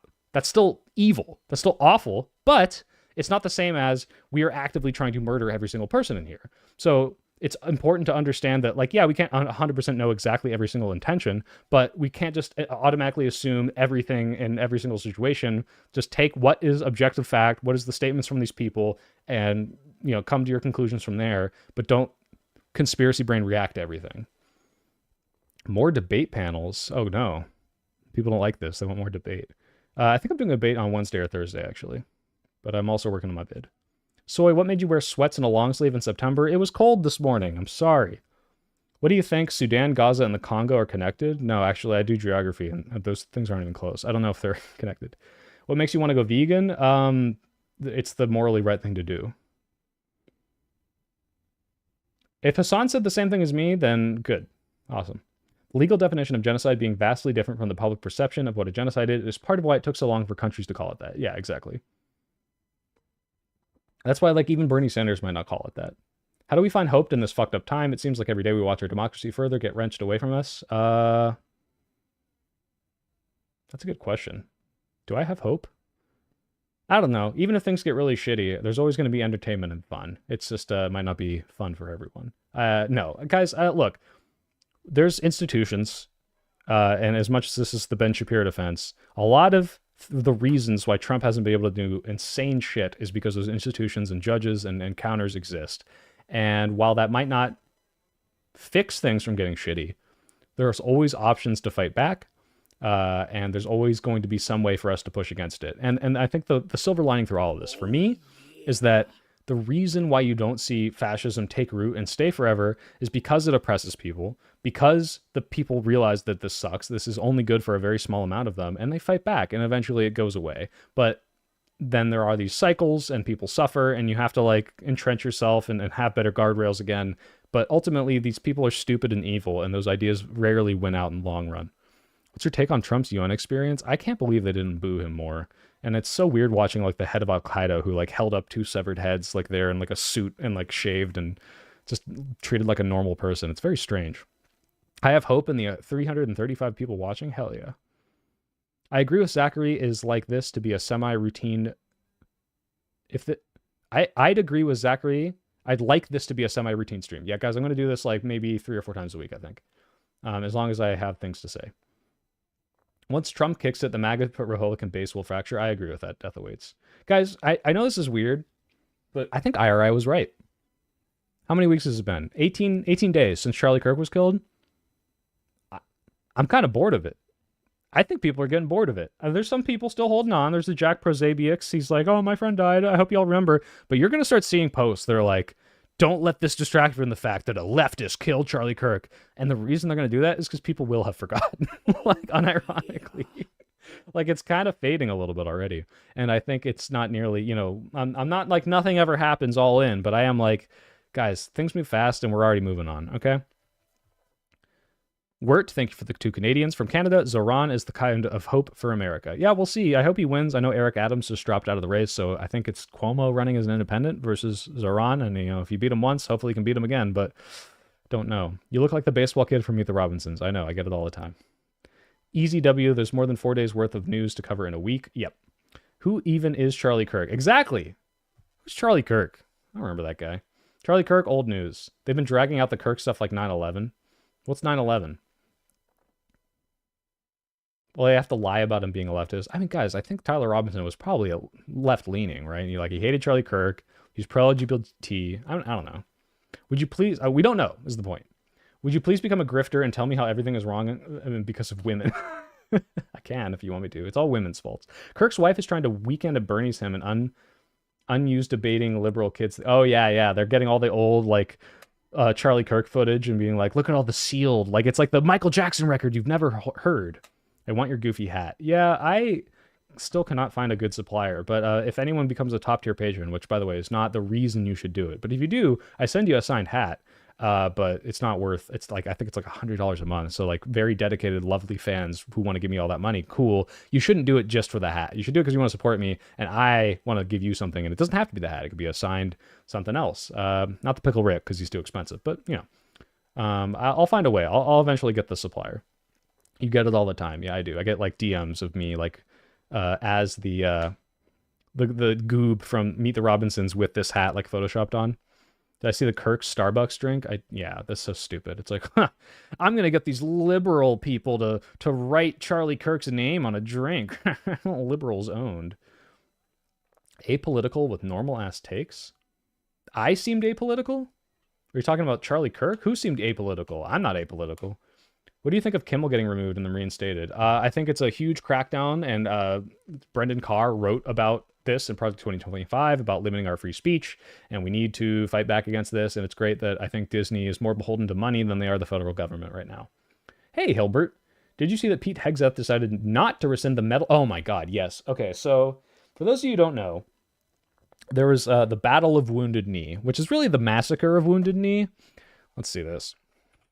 And a bunch of people had, medals awarded to them for their valor of, turns out they just killed a bunch of fucking civilians. So, Battle of Wounded Knee involved nearly 300 Lakota people killed by soldiers. More than 250 and up to 300 people were killed and 51 wounded. The event, which is part of the U.S. military called Pine Ridge Campaign, followed a botched attempt to disarm the Lakota people at a camp. I want to see how many of these people were civilians.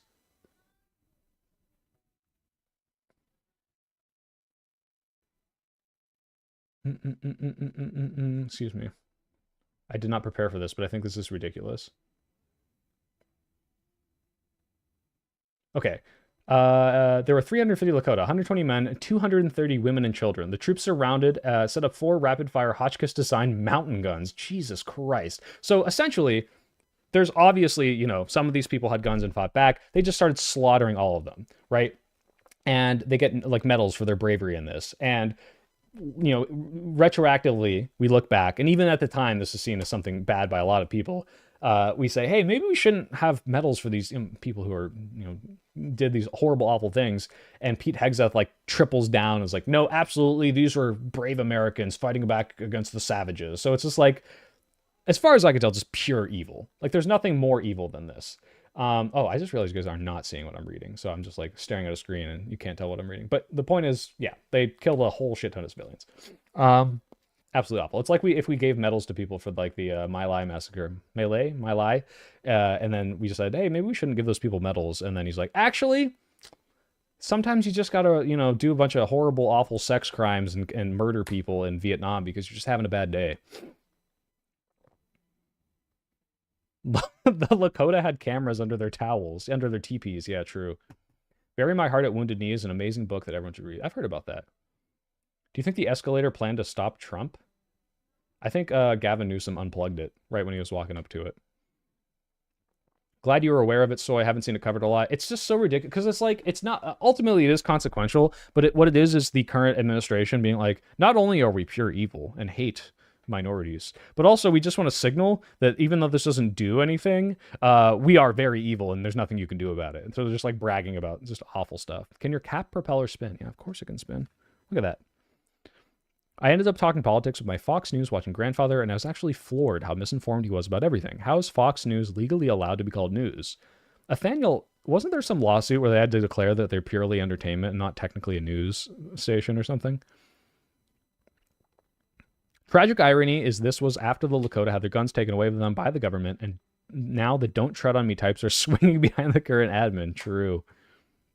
When you just described about the Wounded Knee stuff was kind of what happened in Custer's Last Stand. I heard about that too, yeah. Thoughts on the new South Park episode? Oh, the Israel one? That was pretty funny. I like that they're taking cracks at Polymarket and Kalshi, which are just awful, awful websites. This isn't vice signaling, but it's closer to evil signaling. Yeah, absolutely. Don't fly away. All right, guys, I'm going to wrap up here because I want to keep these short, about 2 hours. I really appreciate all being here. I hope this was a good, informative conversation about how you should try to engage with the news, not to fall for Twitter bait. Even if something is true and feels right, double check it, read it from a verified source. I'm going to try to do this like at least 2 to 3 times a week, maybe even more, depending on how many thoughts I have, because I like engaging with you guys. I don't like doing a debate where I can't read the chat as much, and then people in the debate yell at me for reading the chat. So I hope you guys enjoyed. Thank you very much for watching. Thank you very much for supporting me. I'm working on the video. I took a break from that, but I am editing it. I've recorded it and everything. I just need to cut up the interview footage, put it in, and I'm working on potentially having my friend, the Soy Sauce, who is my script editor and thumbnail maker, learn DaVinci Resolve and actually help me edit so that I can get maybe up to 2 videos a month, which would be worth paying her money for, like significant money, because right now I give her like a small amount, giving good money for, so that I can get more videos to you. I get more money from ads and sponsors and all that. We need a new emote that's a smug Trump face. Let me do that. Let me do that before we leave. I'm just trying to explain to everyone that I'm trying to streamline making videos so that I don't sacrifice my integrity. But let's see. Trump, smug, transparent, PNG. I'm going to make this one. I found out how easy it is to make stuff, and so now I've been making more. Oh, this is perfect. I wonder if this is illegal because it's using someone's likeness though. Let's see, open image, boop, boop, boop. You might have to refresh the stream. Oh, it's not ready yet. Give me a sec. Cool, file, save PNG, bam, bam, bam, bam. Hope that's 1-to-1 ratio. Memberships, emotes, add emoji, smug Trump, upload, bam, save and publish. Is it 1-to-1? Yeah, all right, you got it. Ask and you shall receive a smug Trump. Let me refresh, and that should be there. For members only. Oh, there it is. Yeah, sure you got it. Cool. All right. Peace and love, you beautiful bastard. Yeah, sobbing. Have a nice one, Soy. I'm sure some vegan content creators would collab with you if you want tips and shit. Guys, the unfortunate truth is I know how to be vegan. I know how easy it is. I know there's plenty of easy things to do. It's more cognitive dissonance. You're welcome, Curse Kitty. Guys, have a wonderful weekend. I'm going to be working on this. I don't want to make promises. I hate doing this because sometimes I don't make them, but I am trying to get this out in the next 7 days or less, because the editing is actually the funnest part for me. It's the fastest part for me. It's the writing and the recording that takes a while. So I want to have this video out for you soon. That's the Democrat video, and I think the next one is going to be the Charlie Kirk one, but we'll see what happens. That one might come sooner than later, because if I have to do a make good for my first advertiser, the next video has to come out before the 20th of October. So I'll be like on my grind set, not doing anything social, and just like double downing on it. So thanks for tuning in. I'll try to do more of these streams because they are good breaks from editing. They're not going to replace real-time videos, but I like them. They are actually starting to earn me good revenue because I get good viewers. It's still not as much as a video, and I don't want to ever replace videos with streaming, but I like this. It keeps me up to date with reading. It makes me feel like I have an audience of more informed people that actually give a shit and don't just fucking react and only do memes. And I hope it's making the world a better place. And I'll say this one more time, guys. I read, and I think this is true, a comment from someone who said, I helped them quit smoking. And any stuff like that, where people are like, hey, you made me feel better about this. You helped me talk to my parents. You helped me, work out and feel better. That makes my day, knowing that I've spread some good in the world. So I love you guys. If I ever help you out, please let me know. And I hope that you guys are going to do well. Have a good rest of your Sunday. Enjoy your week. Type 1 in the deep state. And I'll see you guys tomorrow for Live and Learn, if you guys tune into that, which I'm going to suggest Josiah change up the thumbnails a little bit so people don't just see the same thumbnail every time and you guys actually click on it. You have made me consider quit smoking. Well, thank you, Spasm Fingers. Please quit. But yeah,